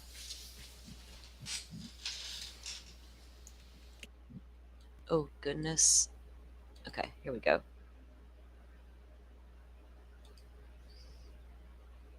I'm still showing. Let's see. It's going. Yeah, they just started. 755. Thank you, Dolphin. This morning, here I have Mr. James appearing on Zoom on behalf of the plaintiffs in this matter. I have Mr. Pascal appearing here on Zoom on behalf of the defendants, and I also have Ms. Batista appearing for the city of Moscow. This is the time set in the matter. The court has set for purposes of the injunction proceeding, that being for a permanent injunction that's being requested by the plaintiffs. I have reviewed, based upon stipulation in this matter, the court has determined that we will not be receiving any live testimony during this proceeding. The court will be relying upon the declarations that have been submitted in this matter and the parties briefing in the case. The declarations are included to be that of Ms. Laramie, that of Ms. Stacy Chapin, that of Maisie Chapin, that of James Chapin. And then also the city had filed a declaration of Lori Hopkins. And so the court will be considering all of those as evidence in the matter, leaving though open for argument per the stipulation as to whether or not there are any kind of relevancy objections or any other objections to those declarations that need to be made by the parties here today. I do want to note that the court has reviewed in this matter all of the pleadings to include the original filings. I've also reviewed the response from the city that was filed on August 26th, and I've also reviewed the memorandum in support of the preliminary and permanent injunction that was filed yesterday on behalf of the plaintiffs. Before we proceed with argument in the case, I do want to note that this matter does concern the privacy interests of the family members for Ms. Madison Mogan and Mr. Ethan Chapin, as it relates to the investigatory records compiled and maintained by the city of Moscow in the investigation of these murders. It does not this proceeding does not pertain to any other agencies that may have been involved in this investigation. At this point in time, the only defendant in this matter is the city of Moscow. Starting with Mr. James. Mr. James, were there any sort of objections that you had to the declaration that was submitted by the city in this matter? No, Your Honor. Mr. Plascal, any objections on behalf of the city to any of the declarations that were filed? No, Your Honor. Okay, then I believe we can proceed with argument then. Mr. James, you may go ahead. Thank you, Your Honor. May it please the court, Leander James, pro bono counsel for Jim Chapin, Stacy Chapin, and Karen Laramie. I will not reiterate everything that is in the briefing, Your Honor. I know you've reviewed it and carefully. I do want to touch on several subject matters and emphasize a few things.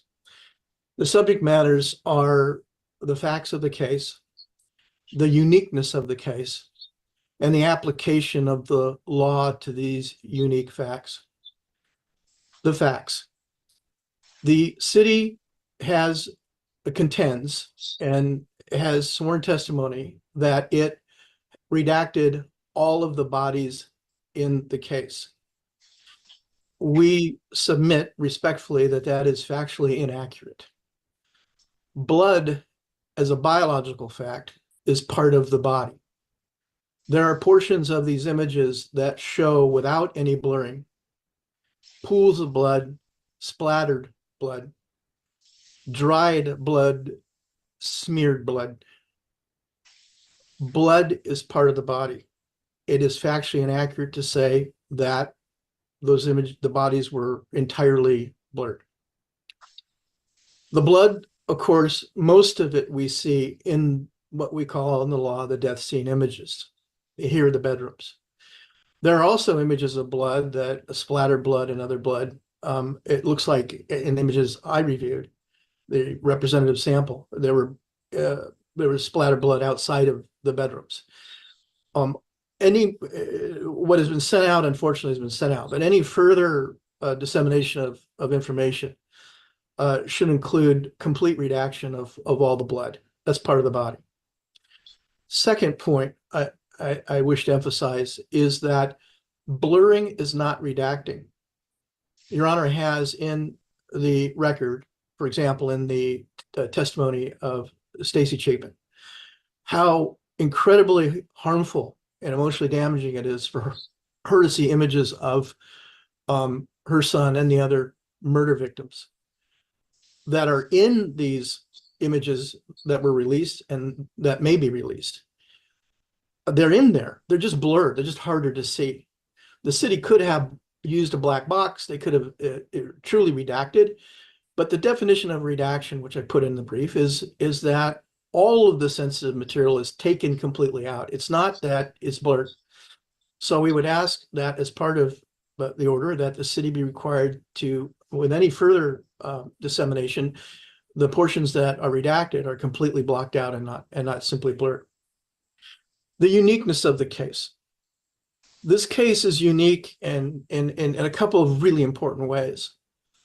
One of them is that it's, as the court has acknowledged, it has garnered worldwide attention because of the true crime industry, which is a multi-billion-dollar industry, and because of the prurient interest of others and the economic efforts of bloggers. The information in this case has been disseminated, used, misused, and used in ways that are incredibly harmful, both to the witnesses, others involved in this case, and my clients. I understand under Idaho law that the city cannot ask a requester why they want this information. And I understand that it's not part of the court's analysis of why are they asking for this information.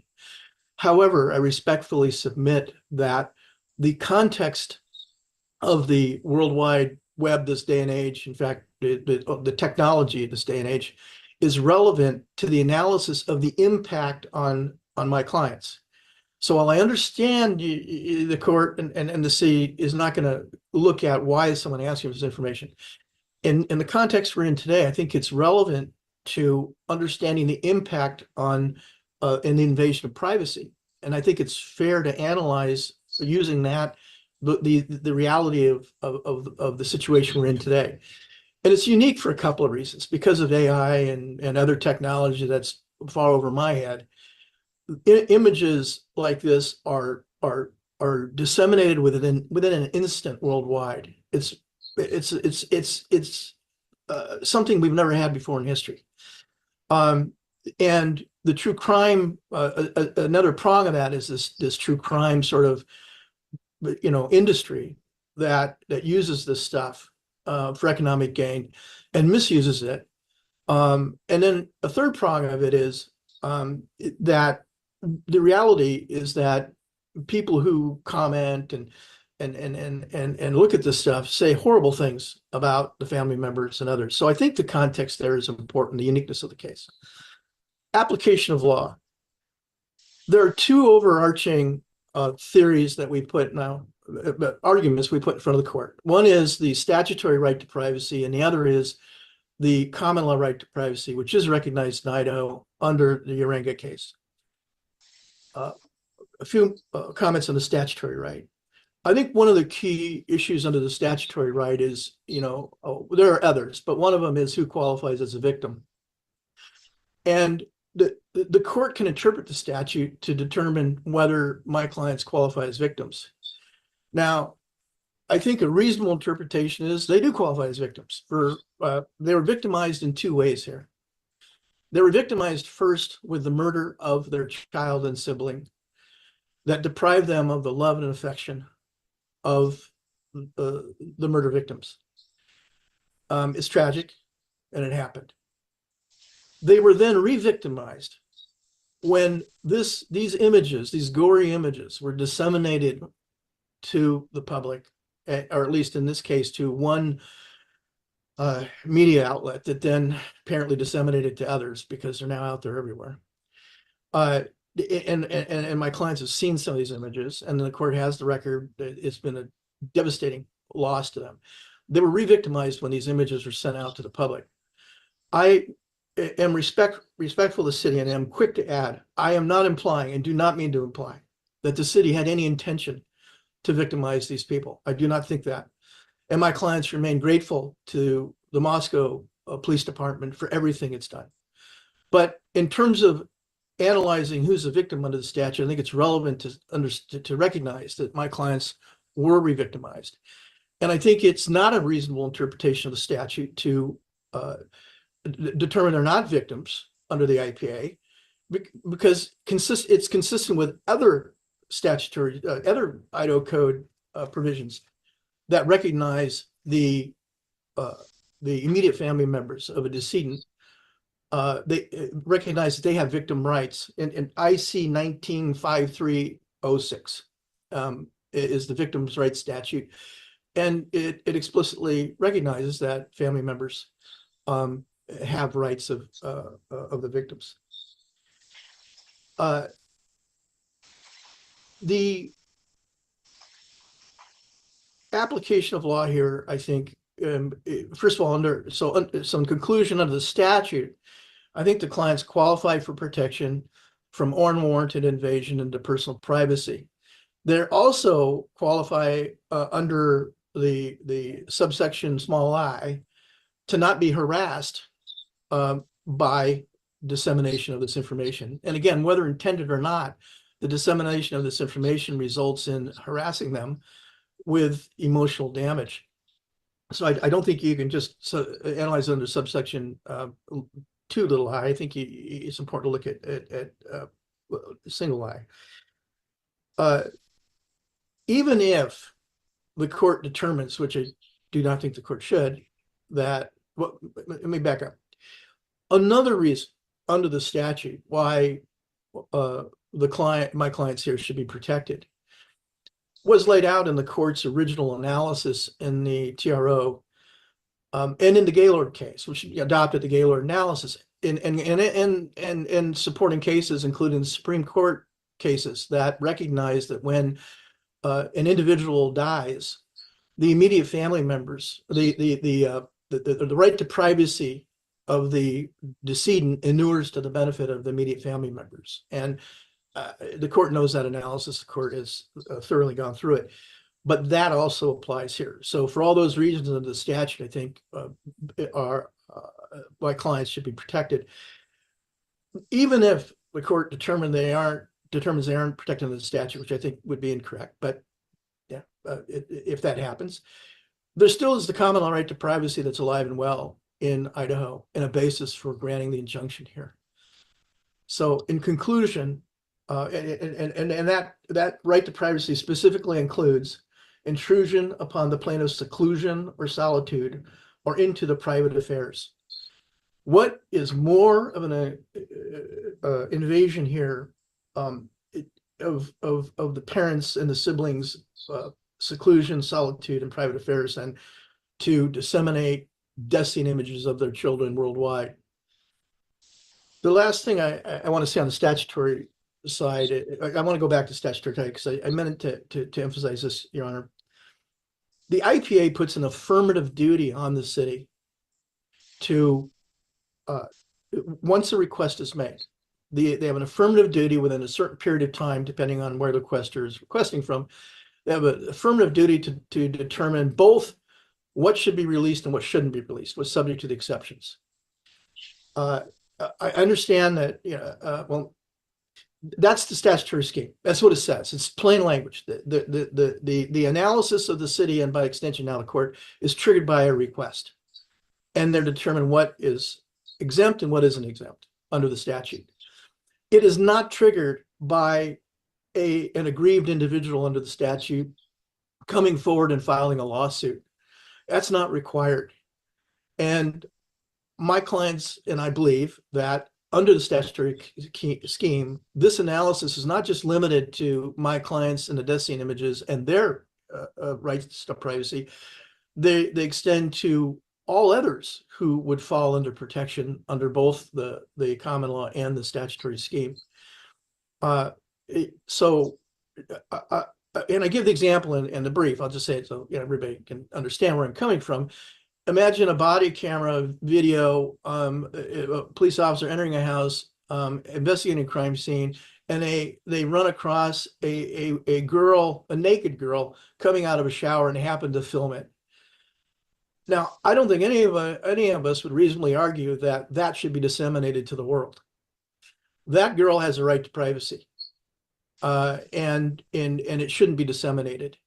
And under the Gaylord case, we use an objective analysis. Would a reasonable person see that as an invasion of privacy to disseminate their images of their naked body to the world? Yes.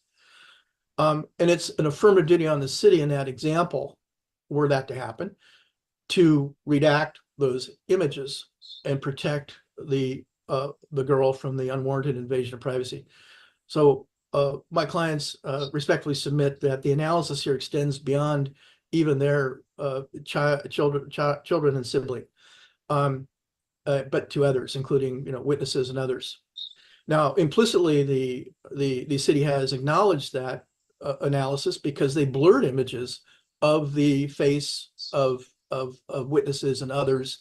So they've redacted, or again, it's not redacting, it's blurring, but they blurred certain things of other people, and I think that implicitly acknowledges what I've just argued. In conclusion, Your Honor, we respectfully submit that a permanent injunction should be entered, preventing any further disclosure of the death scene images, any further disclosure of the bodies, including the blood. That should all be redacted, any image of blood.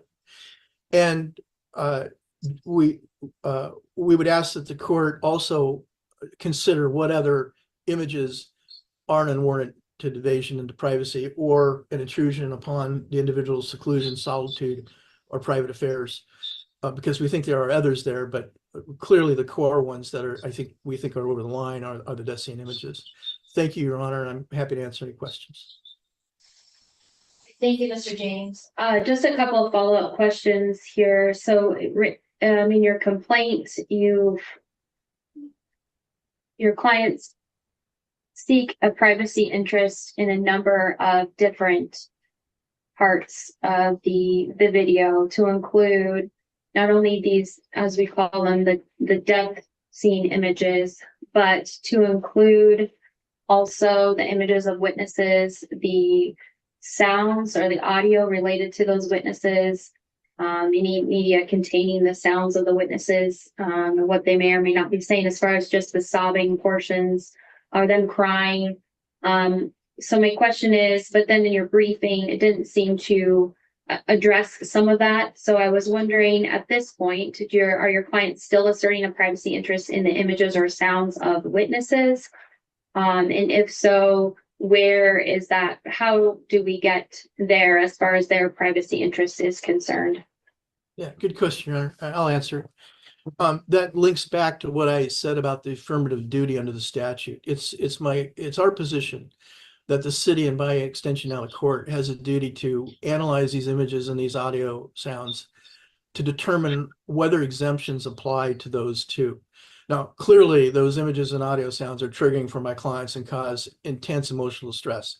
I think it is the question I think the court's getting at is, well, how is it an invasion of their privacy?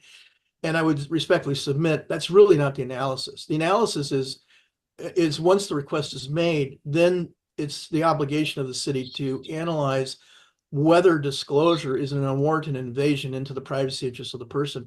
That's why I gave the example of the naked girl. The naked girl, so to speak, is not here making a claim. No witnesses have come forward and made a claim. They don't have to. The statute asserts an affirmative duty. And so our position is that the city, and now by extension the court, because the court's now in the middle of this, it needs to analyze these images and audio sounds to determine what is appropriate or what is exempt and not exempt under the statute. And also there's the common law interest of right to privacy. I think that should be analyzed.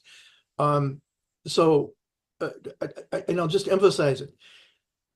Nobody has to come forward and do what my clients did, find an attorney who would be willing to file a lawsuit for them and go to this extreme point of bringing a case. They don't have to. The statutory language is clear. The affirmative duty is on the city to determine what is exempt and what isn't exempt regarding all of the images. Thank you, Your Honor. I hope that answered the question. Yes, thank you, Mr. James. And then the other question I have is that just before I turn over to the city and having reviewed what their briefing includes, if the court were to find that the family members here or the plaintiffs do not have a privacy interest, then do you maintain that the deceased individuals themselves have a privacy interest? And if so, to what extent? That's a great question, Judge. I think under the Gaylord case and the cases I've analyzed, the privacy interests of the decedent still exist, but they inure to the benefit, as I said, to the family members to assert them, and they have a right to assert them. So I think that it's sort of how you slice it here. I mean, you could, I think, analyze it in a way to say that once the decedent dies, their privacy interests die with them, and the family members have a privacy interest. But I think it's fair to analyze it under the case law that the privacy interests of the decedent then are exercised by the immediate family members. So that would be the position I take, Your Honor, on the law, that to really refine it, there are really two privacy interests at stake here. One is the privacy interest of the decedent that is exercised by the immediate family members, but they're also the privacy interests of the immediate family members. All right, thank you. Mr. Plaskal, response? Thank you, Your Honor. Your Honor has obviously reviewed our brief. I'm happy to answer any questions that you have about it, but I will be brief in my comments. I don't have a whole lot to say beyond what we have argued and laid out in our brief. I do have a couple of points I want to address that Mr. James raised, but at the end of the day, the city's the man in the middle here. If there were an option set forth in the statute that allowed these records to be fired into orbit, into the sun, I think, in my heart of hearts, and I'm pretty sure Ms. Batista's as well, we would just as soon not release these records. Nobody gets them. These are harrowing images. This was a horrific crime. I don't think that anybody could reasonably say otherwise. And I equally think that it would be difficult, if not impossible, to dispute that family members of victims of a crime as horrific as this, of course they are distressed, will be distressed, would be distressed by the release of any materials relating to the crime. I can't dispute that. I don't want to dispute that. And the city has not to this point and does not intend to dispute that. The declarations that Mr. James has filed on behalf of his clients lay out in sufficient detail that his clients will find the release of these materials distressing. That's not in dispute. The problem is the way the statute is written, at least as I understand it, and as I know Ms. Batista understands it, there's equally little dispute that the materials we're talking about here qualify as investigatory records under the Idaho Public Records Act. And there are several exceptions. There are several exceptions written into the statute. Existing case law says they are to be construed narrowly. And to the best of my knowledge, the only exception that has any plausible application to the materials we're talking about here is the unwarranted invasion of personal privacy exception set forth in, I don't have the code section in front of me, but I can pull it up in just a second. Should have had it in front of me, my apologies. Set forth both in Idaho Code section 74-124, and the definition of personal privacy is further defined in section 74-101 sub 17. And to follow up on the court's second question to Mr. James, that is, I don't know, it might be the crux of the matter if Your Honor reads this provision and gives it its plain and ordinary meaning. It defines the right of, who can raise this privacy interest in a fairly narrow and restrictive sense. I don't dispute that it was written against the backdrop of the common law, and I also don't dispute that if we go look beyond Idaho, the United States Supreme Court has discussed, what I understand at least. It's not entirely clear from Justice Kennedy's opinion, but I understand him to be talking about the common law right of privacy there, that the federal FOIA statute was written against as a backdrop. But the statute itself in Idaho is quite narrow in terms of the privacy interest that comes into play when you're talking about the right of privacy or unwarranted invasions of privacy for these purposes, for purposes of reading this narrowly construed exception to public disclosure of investigatory records, which again is required by statute in Idaho, for good or for ill. And I'm not going to go through what I wrote in my brief. Your Honor has it in front of Your Honor has it. If you have any questions, I'm happy to answer. But the bottom line is the type of privacy interests that are talked about in Idaho Code 74-101 sub 17, they don't clearly apply here. The only interest that is talked about that might, I think, is, I mean, in terms of interests of deceased parties, it uses language that is not applicable here. And the other section that applies, or at least has plausible application, is the provision that talks specifically about unwarranted invasions as weighed. It imposes a balancing test. I don't know how you can read Idaho Code 74-101 sub 17 and not come to the conclusion that you can find a privacy interest. You can find whether it inures to the benefit of the deceased, the victims themselves, the family members, whether they are victims themselves as a matter of other statutory provisions or not. It's still a balancing test. Whoever, whether it's the city or a court that is brought into the mix, has to weigh the competing interests. And the competing interests are the interests in privacy, which, whether you find that the family members that have brought suit here have an interest in privacy or not, it still has to be weighed against the interest in public disclosure. And as I've also set forth in my brief, the city has received numerous requests for these materials. The city has received almost more than 1,150 total, and 250 of them specifically asked for images, body cam video, whatever. I may have the numbers slightly wrong there, but the bottom line is the city has received, at minimum, a couple hundred requests that cover investigatory records that include photographs, videos, whatever else the city's officers collected when they responded to this crime and investigated.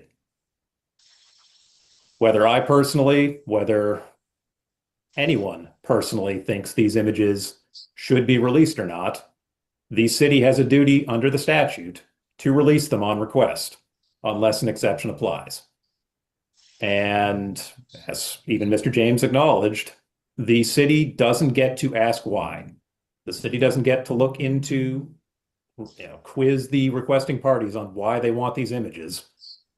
And for lack of a better word, I struggle to understand why members of the public want these images, but I'm not the one who's made these requests. And equally, I unfortunately know that we live in a time when conspiracy theories, and as Mr. James referenced, the world of true crime, it's a big business, it's a big industry. Conspiracy theories run rampant, and as I cited in our brief, there are a small but vocal segment of individuals who, even after Mr. Koberger pled guilty, admitted his guilt, admitted responsibility for these horrific acts, they still think that he might be innocent. I don't know what there is to say other than the reasons why any individuals would want these images. It's difficult for me to wrap my head around. But that is, unfortunately, under the way this statute is provided and written, that isn't the question. The question is whether the public has a right to look at the affairs of the public officials that run the government, investigate crimes, and prosecute crimes. There is no investigation ongoing. The city can no longer say, look, we can't release these. There's an investigation ongoing. It will impede the administration of justice. For good or for ill, the materials have to come out unless an exception applies. And the only exception that applies here is one that requires a balancing test. And as far as I can tell, the city applied that balancing test to these images and crafted what I think is the only sensible balance. The materials that the city has provided to the court, the initial redactions, Mr. James characterizes blurring of images as not redactions.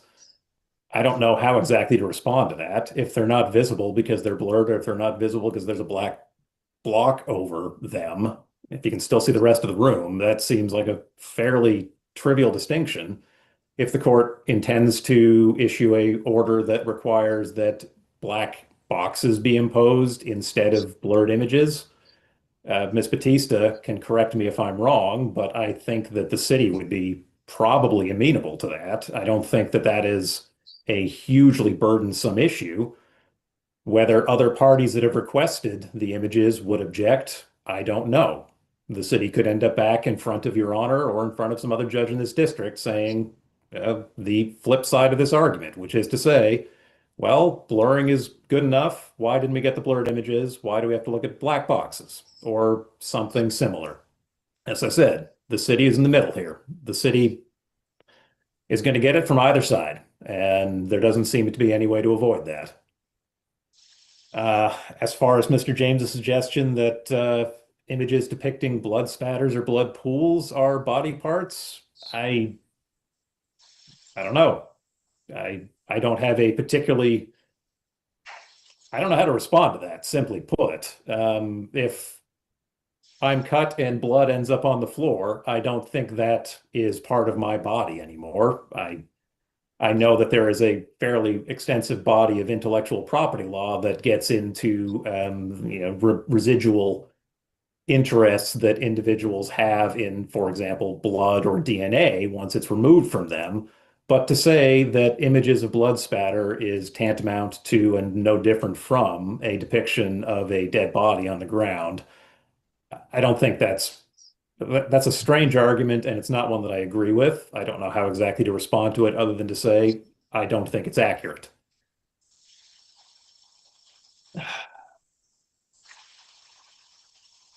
I don't know how much else I have to say, Your Honor. At the end of the day, we are talking about an exception that requires public officials to conduct a delicate balancing test and weigh the public's interest in disclosure and the interests of family members or the deceased, depending on who exactly it is who holds the privacy interest, and release the materials that the statute requires to be released. I think the city did that here. If the city came up with a balance that is not completely where the court thinks it should be struck, we will accept your guidance. I mean, I don't think that there is necessarily anything in the statute that says one way or another whether a public official's application of this balancing test is due any discretion or due any deference. At some level, it's inherent in any type of judicial review of administrative or agency actions. But I mean, we're not here on a petition for judicial review. We are here under a request for injunctive relief or, I guess, declaratory relief of some sort. And the statute doesn't provide any clear guidance. I would simply say that the court should, just as a matter of principle, defer to the considered judgment of public officials in this area. But at the end of the day, weighting evidence is something that the court is very familiar with. That's what courts do on a daily basis. Whether that means that every particular decision made by the city in this case or any other case in terms of disclosure of investigatory records needs to come in front of a judge to be reviewed and ratified, I don't know. That doesn't seem like the scenario that the legislature envisioned, but perhaps it is.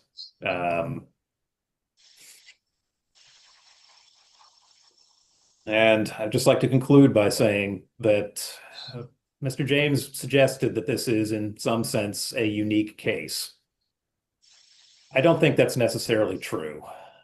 I think, unfortunately, a lot of the interest that he was referencing, the fact that the internet means that disclosure instantly makes whatever is released, it's around the world before the opposing party has their boots on. I mean, Your Honor is aware that my office was brought into this case very late I wouldn't even say late. The process has been ongoing. We were brought into the case right before the lawsuit was filed. I've since reviewed the images. I've since reviewed the body cam videos, both in the initial redacted form prepared by the city and in the additional redacted form prepared by the city after the TRO was issued. This is not an easy case. I think Ms. Batista and the city did an excellent job in coming up with a workable balance, the most workable balance that could be struck under the circumstances. And it is unfortunate that the release of these imagery, it's unfortunate that it will make it onto the internet. It will be splashed across news articles, and it will cause the victims' families distress. That, unfortunately, is what the statute seems to require, at least as I read it, and at least as I understand the facts at issue here. Maybe this is maybe the statute to be changed. Maybe the Idaho Supreme Court has to clarify the interpretation of it. I don't know if this dispute is going to be resolved here, simply by virtue of the fact that we are talking about a statute that seems to have perhaps unintended, perhaps intended negative effects when we're talking about murder investigations. And I mean, I think I cited this in my brief, but some other jurisdictions have laws that specifically, it would appear, address this exact scenario where investigatory records, whether they involve murder investigations or not, they are generally not subject to disclosure. They're very limited. Pennsylvania has a statute that does this. Idaho, for good or for ill, does not appear to. We are simply, and by we, I mean myself, my office, and the city of Moscow, are simply trying to deal with the competing interests that the statute has created and do what we can to balance the public interest in getting sunlight being the best disinfectant versus the very understandable concerns of any number of families of the victims. And so, Your Honor, if you have any questions, I'm happy to answer them. And I would also point out that if Your Honor needs additional time to craft a ruling, if Your Honor needs additional briefing, Ms. Batista and I have covered this previously. We would be happy to leave the temporary restraining order in place for a limited period of time, simply to allow any additional briefing that the court considers necessary, or simply to allow the court to make a informed, full, and reasoned decision. So just throwing that out there. But if you have any questions, I'm happy to at least attempt to answer them. All right, thank you, Mr. Bliscow. I do have a couple questions. So the city, as I understand it from the declarations that were submitted, has responded at least to 2 different requests for this information. The first of the photographs that were blurred, the city did that that was prior to this case being filed. The city took it upon itself to blur the faces. It redacted personal information for witnesses and other non-law enforcement individuals.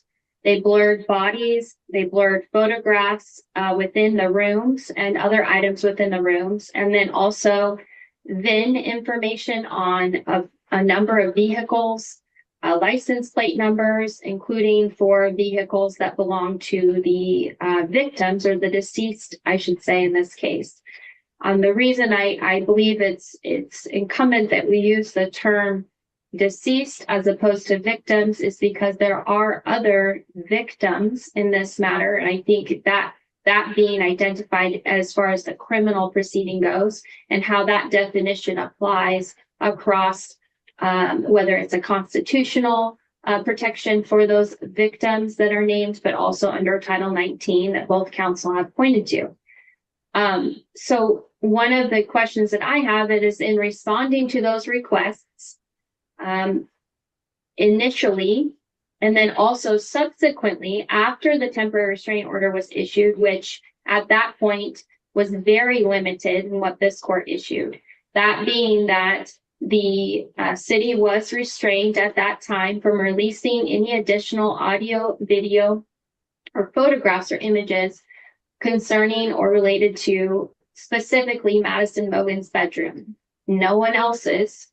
The city then released a body cam video with utilizing black boxes over all of the bedrooms within the home, not just the decedent's and not just Miss Mogan's, as was ordered by the temporary restraining order, and also muted certain audio within that. So my question is for you, the city has to justify, obviously, as you know, under the Public Records Act, the city has to justify those kind of redactions when it's responding to a request. What was the justification for that, or what statutory basis did the city use to respond to those requesters and say, this is why we are blurring these images? My understanding, Ms. Batista can correct me if I'm wrong, but my understanding is that we relied on your order, and the fact that Mr. James had indicated to us that he was intending to bring claims on behalf of other, and I apologize for the imprecision in my usage of deceased and victim, Your Honor, but my understanding is that the statutory basis, I don't know if there's a specific statutory basis that the city relied on other than to say, we have a court order that says we can't release bedroom imagery of this victim. We have a plaintiff's counsel who has indicated that additional parties are coming. It was abundance of caution. I think that if we had gone the other route and simply redacted Miss Mogan's bedroom with black boxes and nothing else, I'll be frank, I would not want to be back in front of Your Honor arguing and explaining why, when we knew additional plaintiffs were coming and were going to be added, and as it turns out, only one was, why we defied, if not the letter of a court order, but why we defied the spirit of a court order that clearly had found that bedroom imagery was potentially problematic. Rock in a hard place, Your Honor. That was the basis on which we released that body cam video with those particular redactions of all of the bedroom imagery or any descriptions of the bedrooms. Again, Ms. Batista can correct me if I'm wrong, but that is my understanding of what the basis was.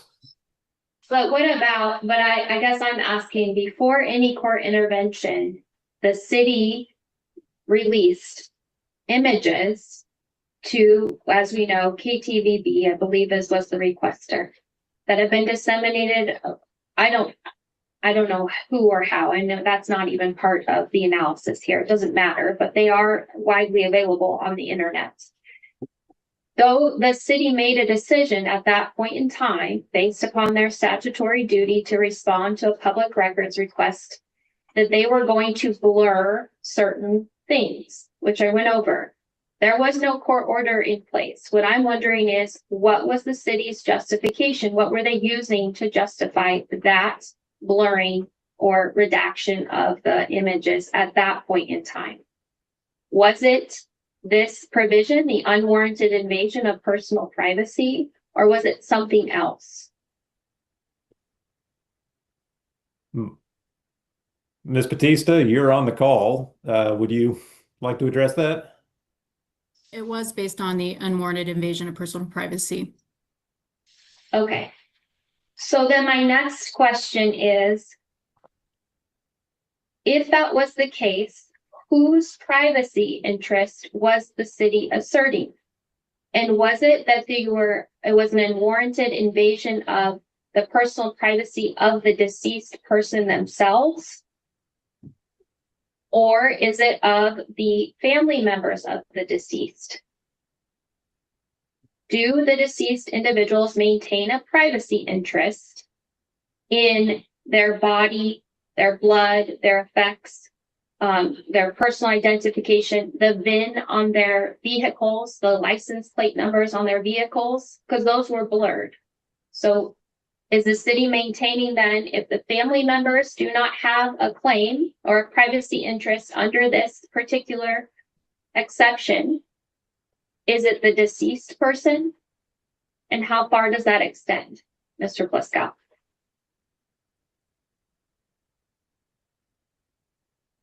Well, I think that, I mean, we're getting into an issue that Mr. James got into as well, which is whether and to what extent there is an attendant interest beyond what the deceased has. I mean, I think that there is undoubtedly, whether in Idaho or elsewhere, a common law privacy interest.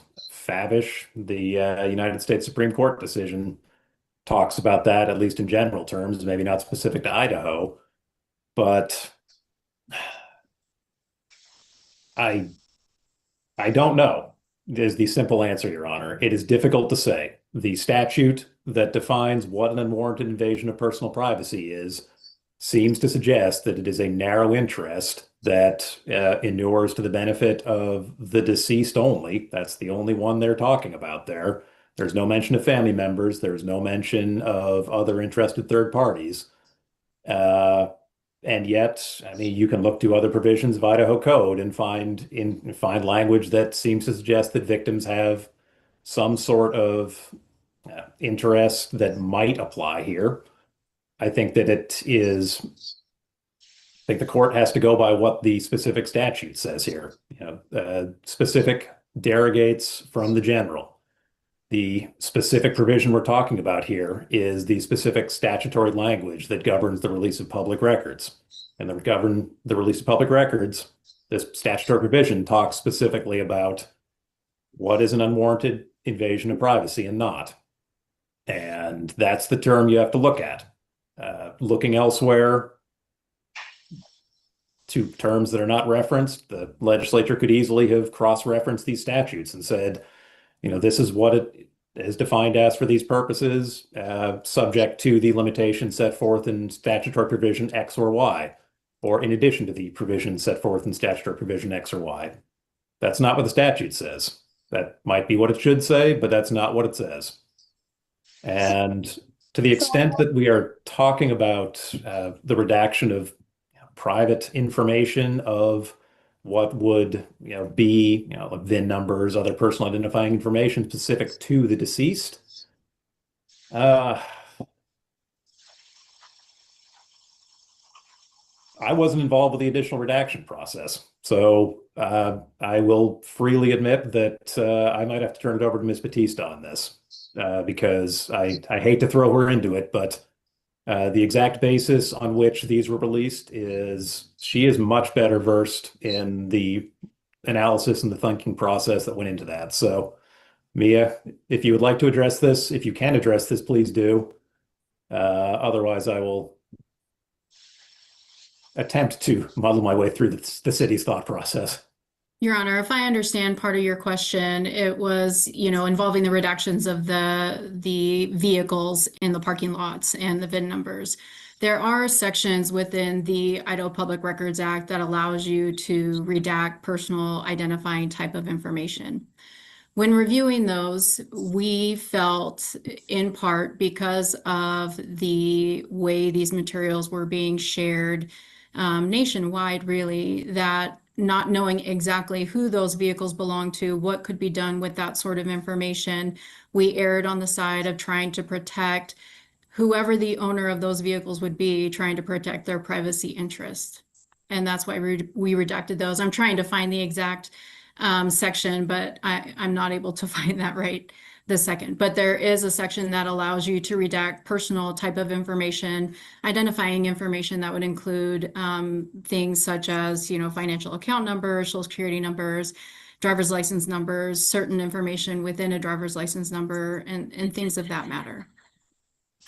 So I guess another question I have then, going on this same line, is that if we are to interpret the statute as Mr. Pascal, as you've vindicated, and following your briefing, and saying that it doesn't specifically say that the family members have an interest, a privacy interest.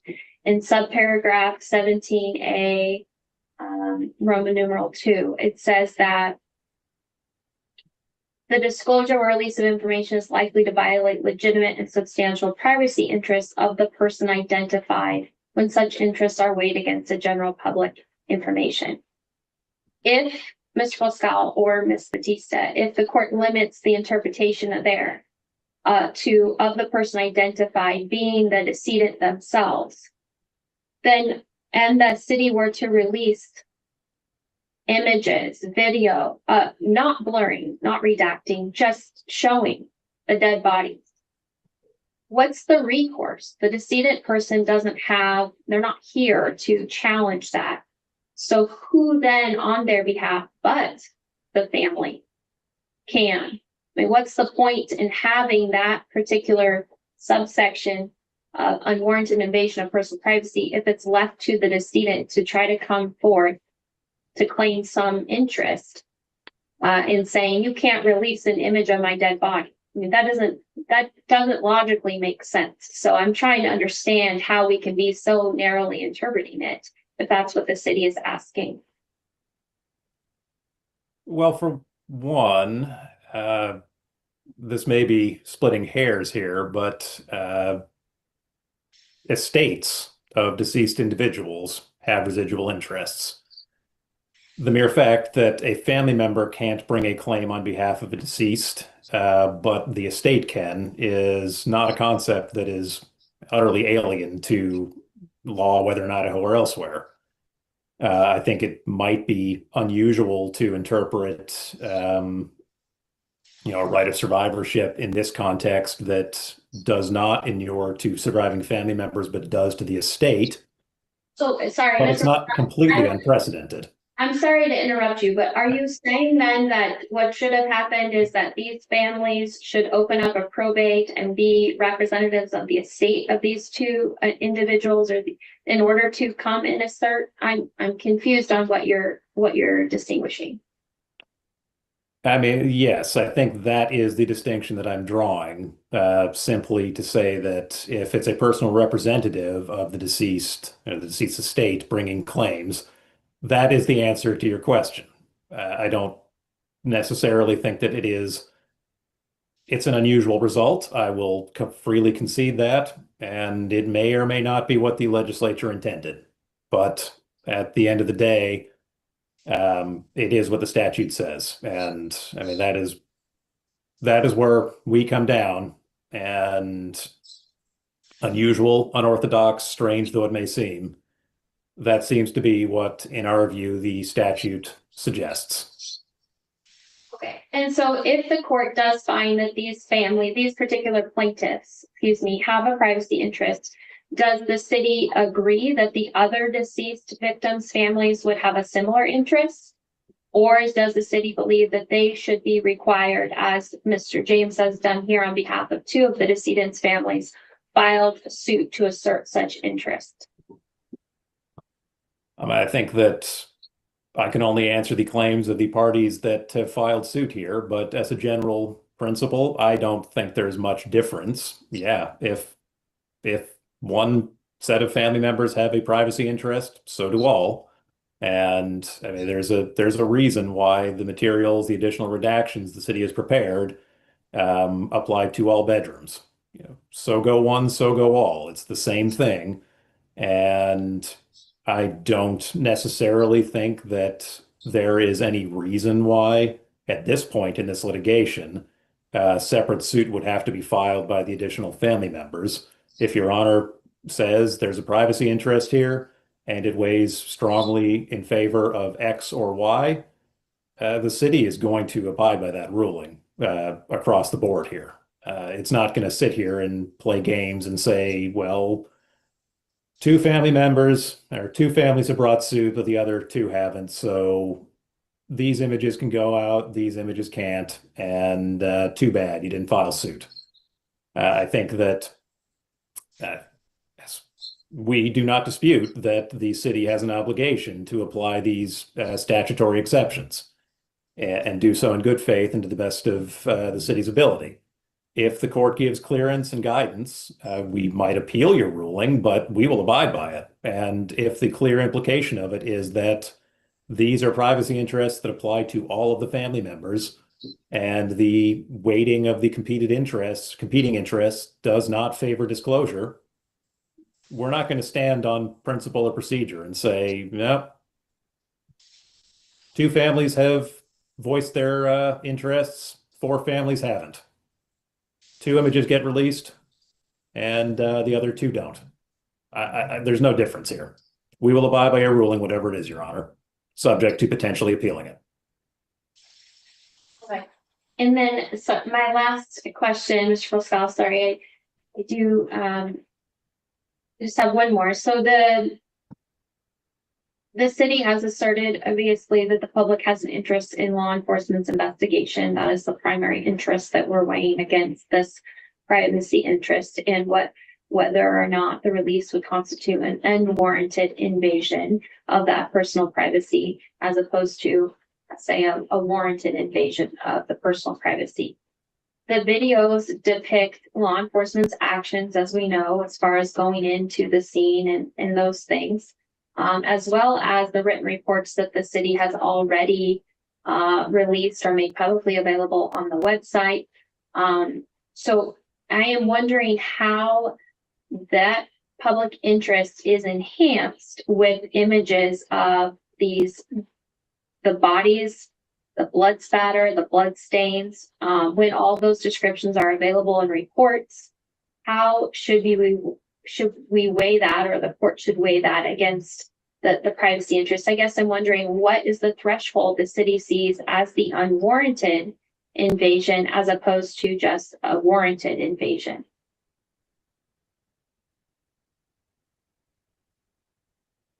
I mean, Your Honor, at some level, as we set forth in our brief, it is difficult for us to answer that question. We aren't the party that wants it.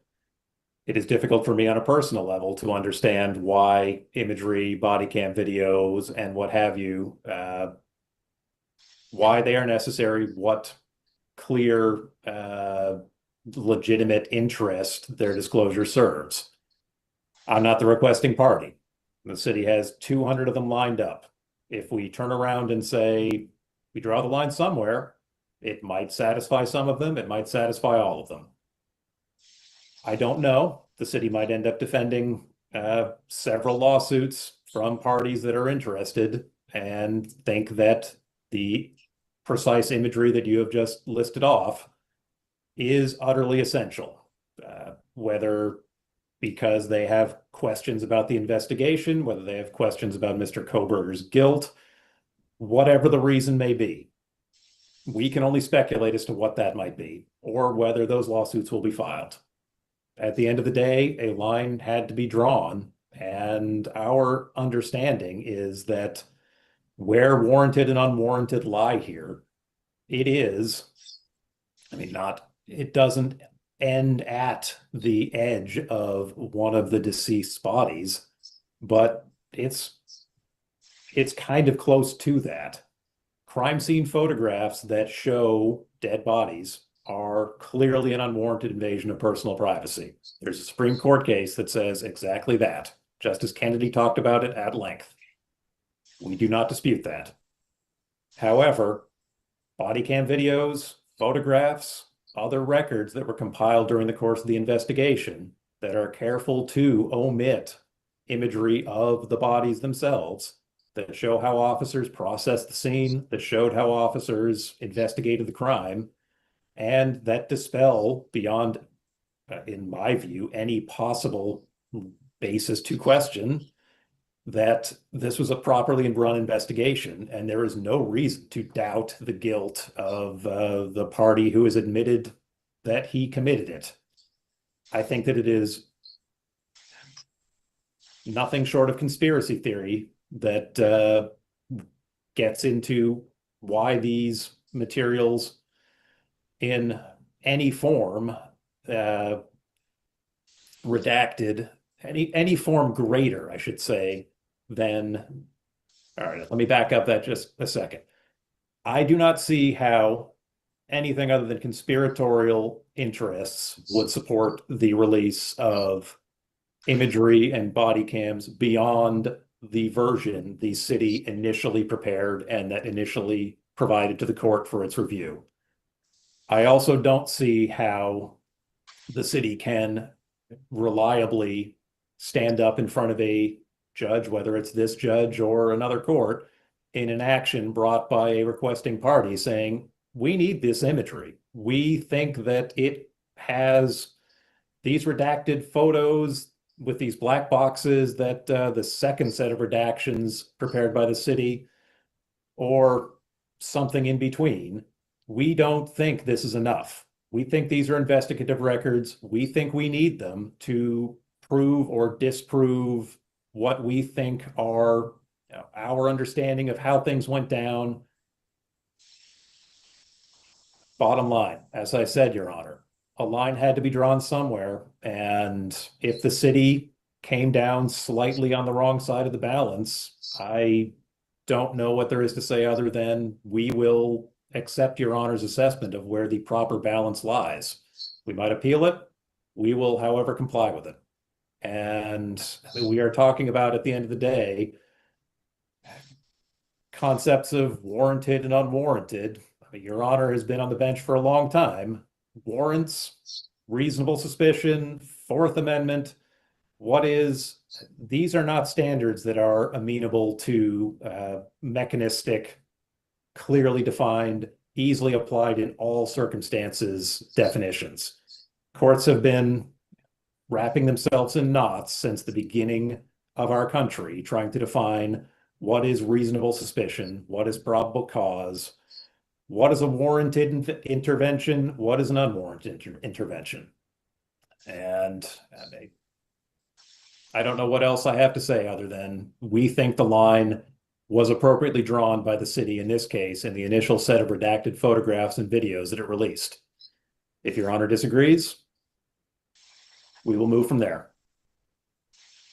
All right, thank you, Mr. Pascal. Mr. James, any reply? Your Honor, Your Honor asked some very good questions there of all of us. And I think it's important to look at what the city did as opposed to now necessarily what it's arguing.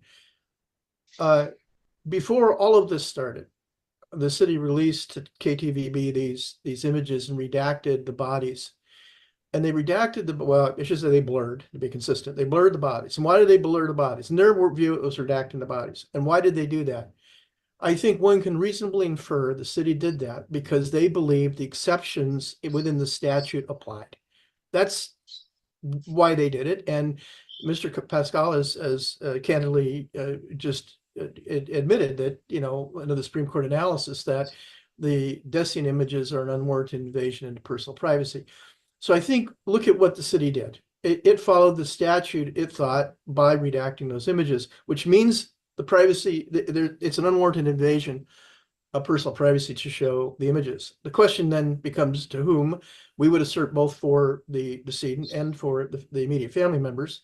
But the reality is they interpreted the statute the way we're interpreting the statute. That's why they did that. Now, the subsection of the statute and the relevant language, the city argues, you need to follow the statute, but what they're really arguing is you need to follow our interpretation of the statute, and the court ultimately needs to determine what these words mean. But the term used in the statute is somewhat ambiguous. It says disclosure or release of information is likely to violate the legitimate and substantial privacy interests of the person identified when such interests are weighed against the general public information. So what does the language of the person identified? Well, one can interpret that to mean the person identified is the person whose privacy interests are being violated, who are coming forward. And that's reasonable. I'll illustrate why. This doesn't just apply to images. There could be a person who's in the image that is not the decedent, and it's like the example I gave of the naked girl. It's an unwarranted invasion into their privacy, and this is the mechanism for them to assert it is it's an unwarranted invasion on the person identified, and it could be a person who's not the person the picture was taken of, whose privacy interests are being violated, is my point. And probably the girl example isn't the best, but there are situations where there could be information that's disclosed that shows one person, but it violates the privacy rights of another, maybe the wife or husband. A disclosure of certain images or information about their spouse may be an invasion of their privacy too, and they have a right to assert it. So I think the court can interpret that statute to apply where the privacy interests of the person identified are the people who are people identified are the people bringing the claim here. And also, I just remind us not to forget that there's a common law right of privacy out there, which standing alone, I think, is a basis to grant the injunction. So thank you, Your Honor. In sum, I think the city's actions already answered the central question here. There is a privacy interest. There is an unwarranted invasion. The real question gets to be this balancing test then. And I think that's where Mr. Pascal was going when he said several times, in end of the day, you really get to this balancing test. And I'll just say a few words on that. There is a balancing test, and we recognize the importance of transparency in government, and we recognize the importance of the policies underlying the statute regarding disclosure of information that's not subject to the exceptions. And we understand that. I will contend this is a unique case with the worldwide attention, and because we're at an inflection point in technology and an inflection point in this true crime phenomena, that has all collided to make this, I think, a unique case. And how that fits into the analysis, I think, is something for the court to consider. But when you look at what these images would show, the dead bodies, I mean, what more do we need to know?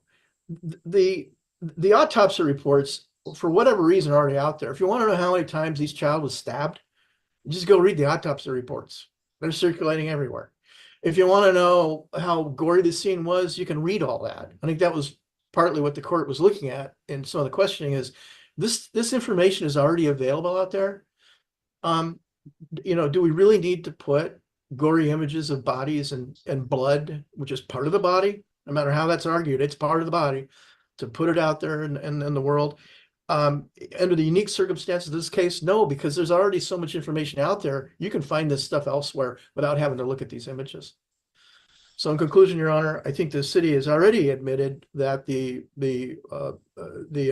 statutory unwarranted invasion of personal privacy interests apply, because they've already interpreted the statute to redact images before any of this got started.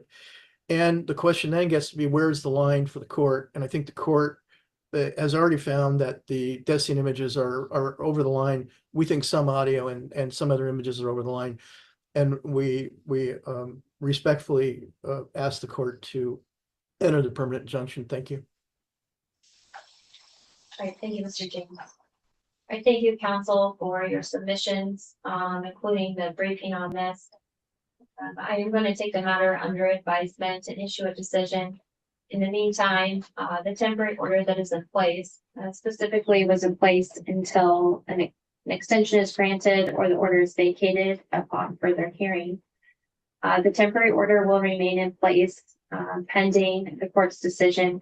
I am going to issue an amended temporary restraining order, however, because the original order did just prohibit disclosing any images, audio, or video depicting the inside of Madison Bogan's bedroom.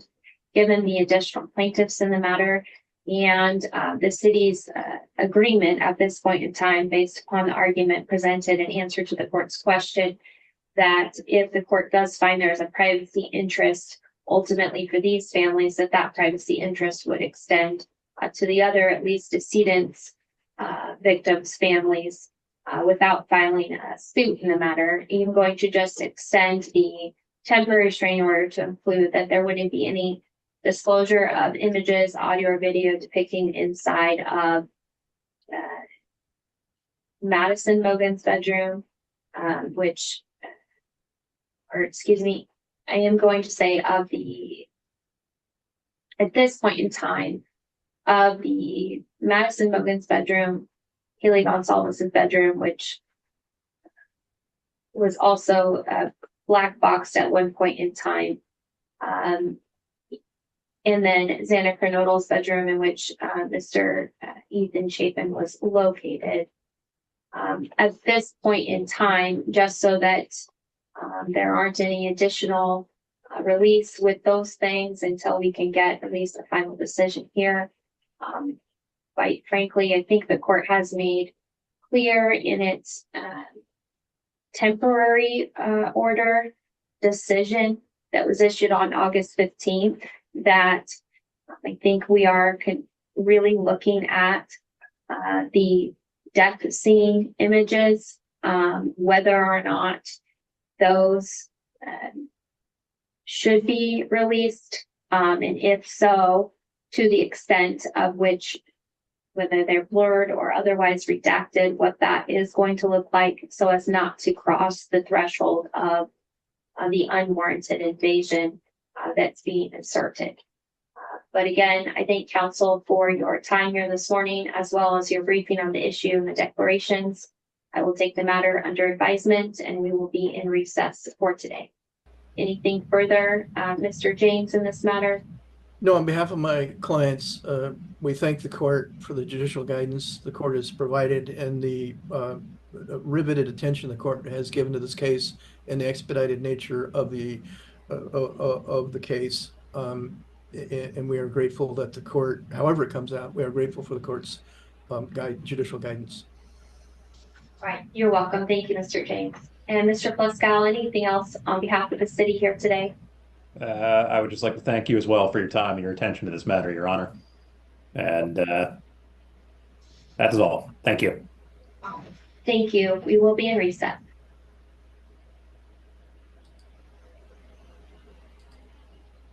Well,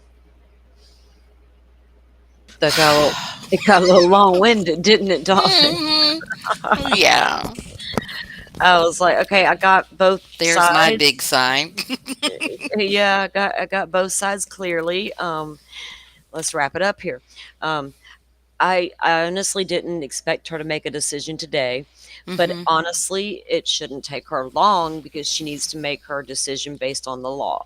Right. Now, we know she's going to put in redactions, but the question is, are we going to get blurs or black boxes, Dolphin?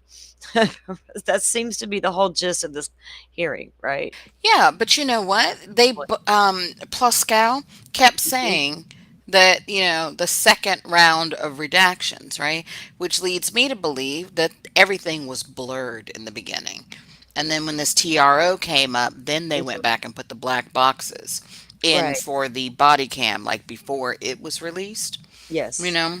Exactly. And it's, we understand both sides' opinions there, but the law is clearly on the side of releasing this information. It's just a matter of how they release it, either a black box or a blur. And how do you do it with just two victims and not the other? You got Xana and Ethan in the same bedroom. So if Ethan's family's opposing, but Xana's is not, well, I mean, we're talking about, it's either one or none, one or none. Well, it's a little easier in that bedroom because there's a distance, Well, I between understand, but them. then you go, well, you can't pick and choose again what you redact and what you don't, because you redact one image, you know what I'm saying? So that balancing line is there, but the law clearly says it all comes out.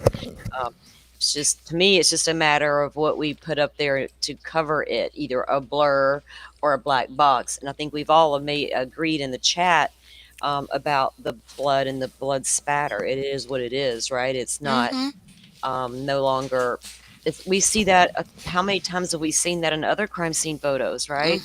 So you can't pick and choose based on feelings that this is too much, that we need to keep this hidden, because it doesn't work like that. But you know what though, and because this is the part that's asinine to me, right? One, that they're going back and forth about a blur and a black box. If the families are upset about the quote unquote blur, right? Because that's what came out first, and then they were upset about it, right? And then they put a black box over it and they're still showing everything else around the black box.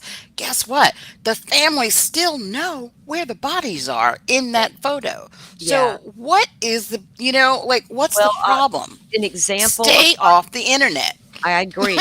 But here's one of the legitimate problems, but there's nothing they can do to stop it.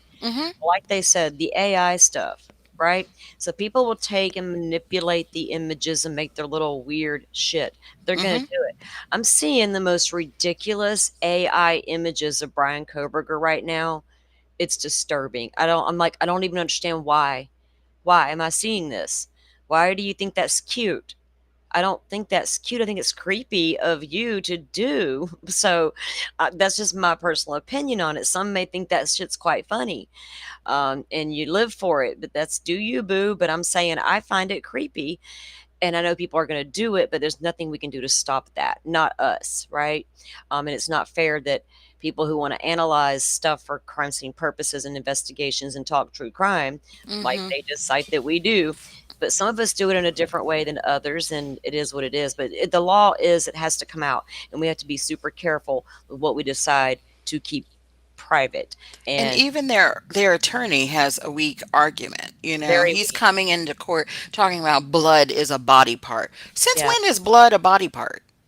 Well, it's like I've said numerous times, y'all have heard me say it. I live in Florida. We are the Sunshine State. We have the broadest sunshine law in the country. Everybody's law is adopted after our law, but we still release you everything. And y'all know that if you followed Stefan Stern's case or Casey Anthony, you'd know. But so I'm used to, we get it all. But there, here we are, this fine line of what we get, and what we don't get. It's the law's not on their side. It's a Supreme Court argument in the end if they're willing to go that far, and they have to be willing to go the distance. And Mm-hmm. Judge Marshall knows that. She imposed that gag order. Yes, she did, but she had reasons, and both parties wanted it and agreed to it. The defense was gung ho for it, and people need to keep that in mind. Both parties were, and that it was the wrong decision in a lot of people's opinions, especially now with the way everything unfolded. I felt like a lot of rumors maybe could have been stopped if a little more had been released to the public. As far as documents go that are sealed and all the nonsense that was attached. So, secrecy was born. And the attorney there, he wasn't wrong about if we don't release this stuff, we're also going to catch hell from conspiracy theorists that we're hiding something, right? Like the conversation about the sheath images. Of course, we need to see them and want to see them. It doesn't mean I think that it was planted by any means, but there's plenty of folks that do. And I don't care how many times you show them an image of a sheath next to Madison Mogen's body, blurred or blacked out, they're still going to tell you it was planted. And there's nothing I can do about that. Yeah. I don't even try. I'm like, okay, go do you. Oh, way over there. So yeah, we all feel for the families. We do have compassion, but the balance of the law and that transparency is so important. No matter how you look at it. Born out of the gag order. Yeah, right, Riley. A lot of it was born out of questions by a certain family member, when rightfully so. Questions everybody had about a sketchy PCA and a roommate was 8 hours later. Do you excuse us? Right? Normal questions. Boy, a lot's happened since those questions started, right? Often 3 years later, it's like a whole chunk of your life that you didn't expect to be consumed by a case Mm-hmm. just got Yeah. consumed, right? Mm-hmm. Did you see what I said in chat about how people can avoid seeing things online? Like, Mm-hmm. somebody needs to just No. educate the families on that. Yeah, You know, they can still use the internet and not see what they're seeing, you know? I agree. I rarely get on Facebook unless I need to go and look at stuff for certain reasons, but rarely do I seek out information on. Sometimes I do, depends, but I Mm-hmm. don't. Yeah, if they're picking up their phone, are they normally jumping on a Twitter? Or are they normally jumping on the Instagram? Are they normally on a Facebook, on their own Facebook, and see things? But like you said, there's ways to kind of curb that as well. Um, I know it's hard for them. It would be absolutely hard to everywhere you, like I said in the beginning when this happened, you can only imagine Karen's feelings. Probably felt like, and this is just me guessing, it probably felt like all of a sudden there she was, everywhere she looked, there's her daughter's bedroom, and there's her daughter's boots on the ground, and her jeans. So I imagine it was super overwhelming, but like you said, it's time to take a step back, and there's nothing you can do about it. Let the process play out. Um, once all the photos are out there and the body cams, that stuff, there's going to be a lot of documents coming down too. So I can understand. But I'd probably move way out to the country and ignore everybody, and I wouldn't even get on no social media. Like, social what? I'm going outside with the animals, find my peace, because it don't exist on the social media, right? It would exist in nature for me. Can you imagine if the Vallow Daybell cases had a gag order? Oh my God, I remember the Free Lori groups early on. Holy cow, Betsy.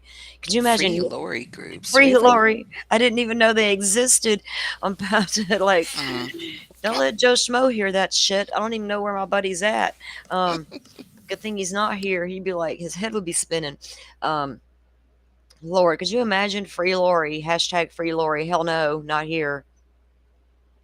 We didn't even hashtag Free Karen Reed, although we supported the second trial because it was sketchy, right? I mean, but I never hashtagged free. I don't hashtag Free Ricky either, although I don't know if the man did it or not. That's why I don't hashtag Free Ricky. Jesus. I'm not going to hashtag free anybody unless somebody shows me some hard ass proof somewhere, right?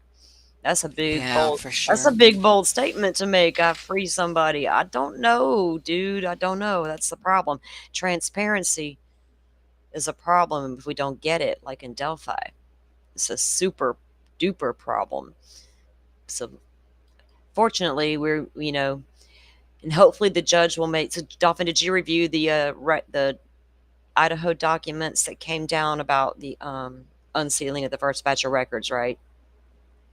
What first batch? Yeah. On the Yeah, case, yeah, they're talking about the 43 documents. Yeah, yeah, I saw that, the objections and all that. yeah. And So what the mhm, judge gave them so many days to get their another briefs back 14. in. Another 14 days was it total, right? Hmm. To get their objection or get their information back in about specifics on redacting those witnesses over there. And oh my goodness, redactions everywhere, people.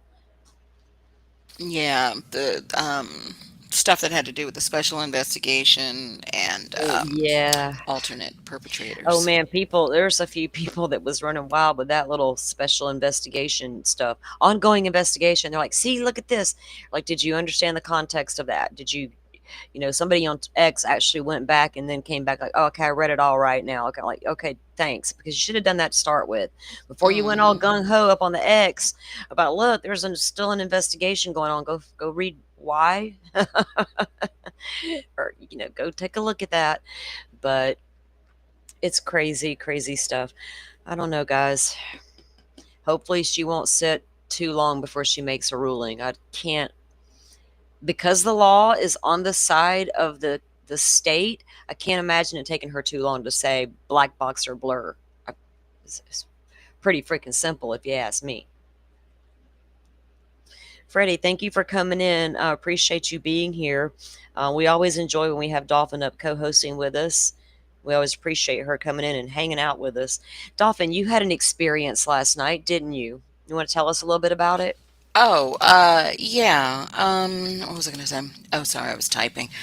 Yes, last night, Annie Elise she's touring. So her separate podcast, Serialously, that's what she's touring with. Like, and so she was in Atlanta last night, and I went to go see her, and it was a lot of fun. And she discussed a case that I don't remember hearing of, and it was dodgy.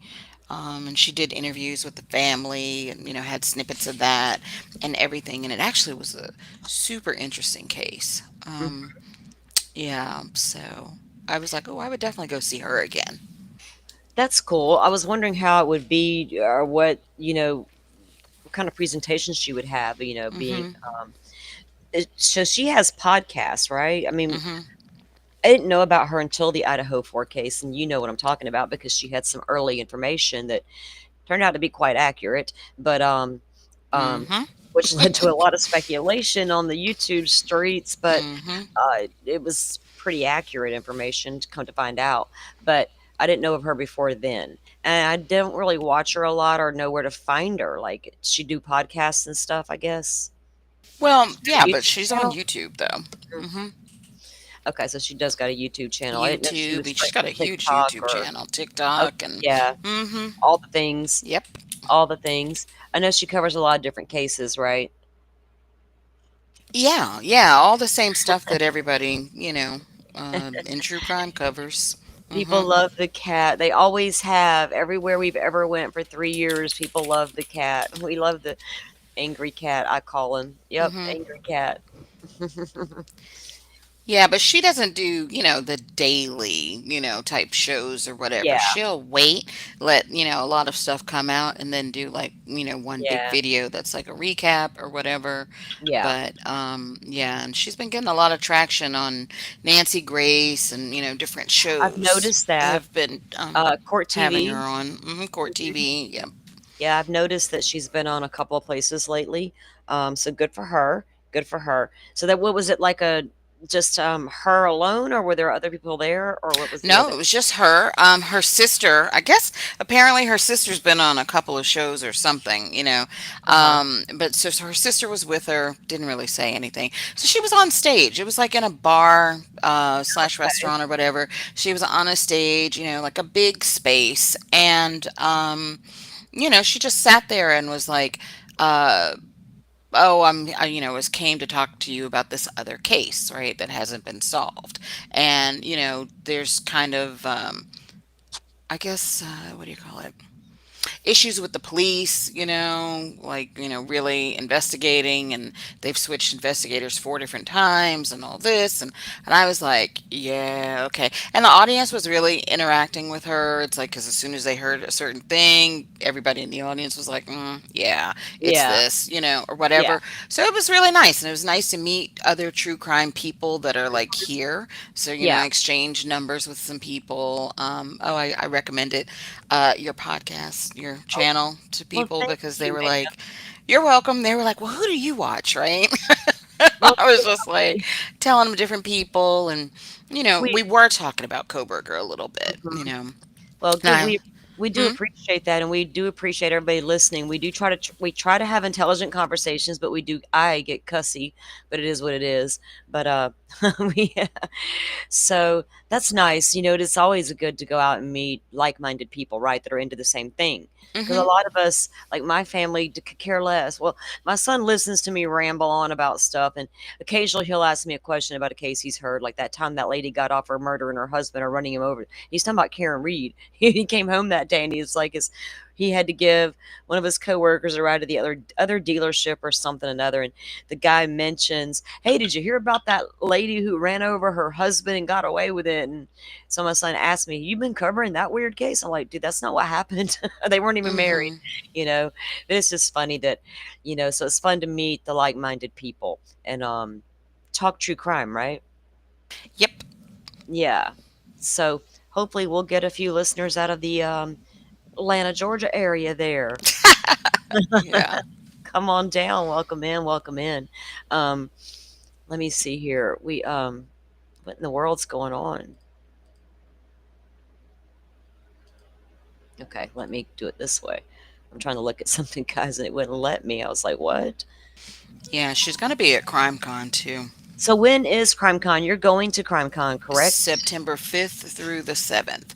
I was going, Uh-huh. Firefly and I were definitely going, but I've got a whole bunch of stuff going on the side, so I had to cancel. And then Oh she no. also canceled, so. Oh really? Did you Hmm. guys? I Yeah, she went. She was there. Was it the last year year or the year before. before Hmm. that she went? Yeah, she had a good time. Hmm. I remember that when she went and did that. Well, I didn't know that you guys. I didn't know that you guys had canceled. Yeah, Okay. we just canceled, like, I Oh, don't know, really? like last week or whatever. Hmm. Yeah. Yeah. I don't even know who all is supposed to be there. Well, family members and well, I don't know. I feel like I've heard different things about different, like Delphi family members, Idaho family members. I don't know. I don't know who Hmm. all is going to be there and what kind of speakers and stuff. You know who I would go listen to? Joseph Scott Morgan. I fell Ah, asleep listening to yes. one of his. He's got a Hmm. couple of episodes on his podcast about the Idaho 4, the crime scene itself. Guys, super intelligent. Um, if you're into that aspect of true crime for real, I suggest go listen to those episodes about the crime scene. What he learned, his interpretation of the crime scene, what it can mean based on what he's seen, and it's pretty good analysis. And I fell asleep during the first episode I was watching about it last night. It was like Maddie and Kaylee, that pertaining to that room. And then this follow-up episode is going to be Xana's, so I'm going to attempt to listen to that again tonight without falling asleep. This is on YouTube And or I something I else? listened to it on iHeartRadio last Oh, night. okay. Yeah. He's got that voice, right? That I know that I can relax to. I love to lie on my bed and just listen to a good, relaxing voice and a good conversation that is like forensics and the crime scenes investigation stuff is my jams. I love that stuff. And so I can just lay there and listen to him. And it relaxed me enough that no shade to him for being boring or anything, because it was not boring, but I got so relaxed I went to sleep. I was like, well, damn, there I went again. So maybe this evening it'll be a beautiful evening here in Florida, and I can just take me a cold coffee outside and sit and listen in the nature and soak it in. That's what I like to do. So I should do that instead of taking a nap, right? The old lady nap comes creeping in. I'm like, just go lay down. It's all good. You got nothing to do till dinner, and then after dinner, it's like, oh, lay down again. Whatever.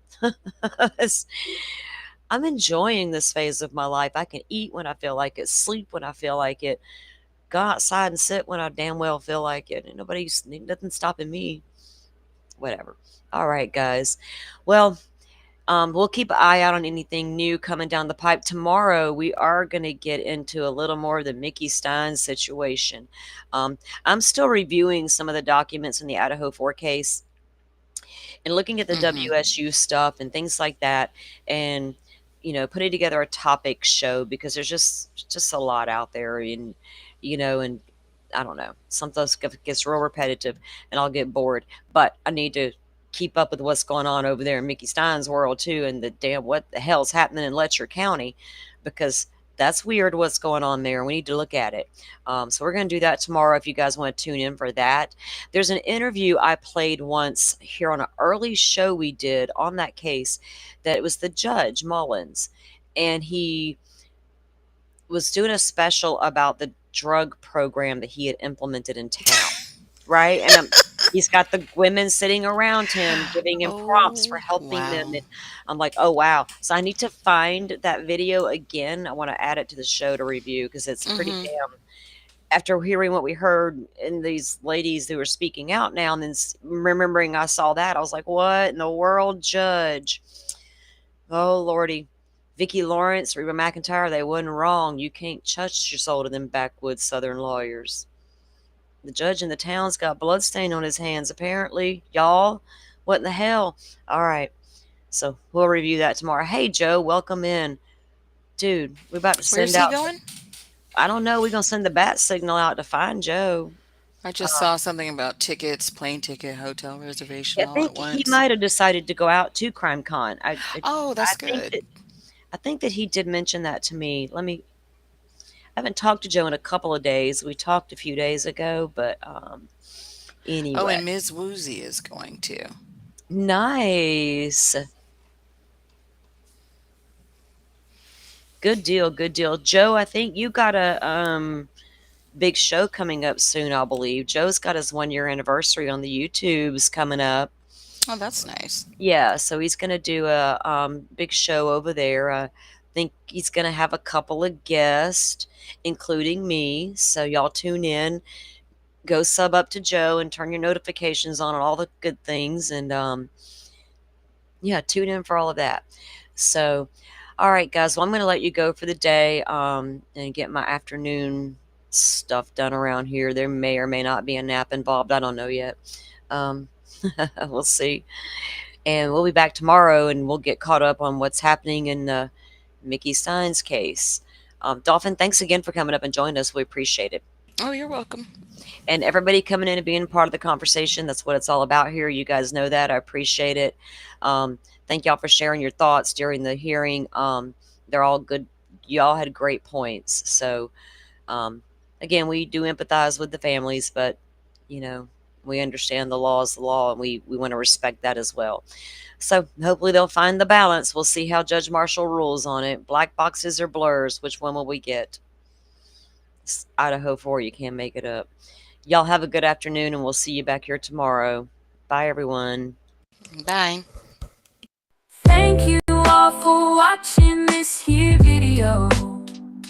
Please like and subscribe and follow. Much love from Little Yas to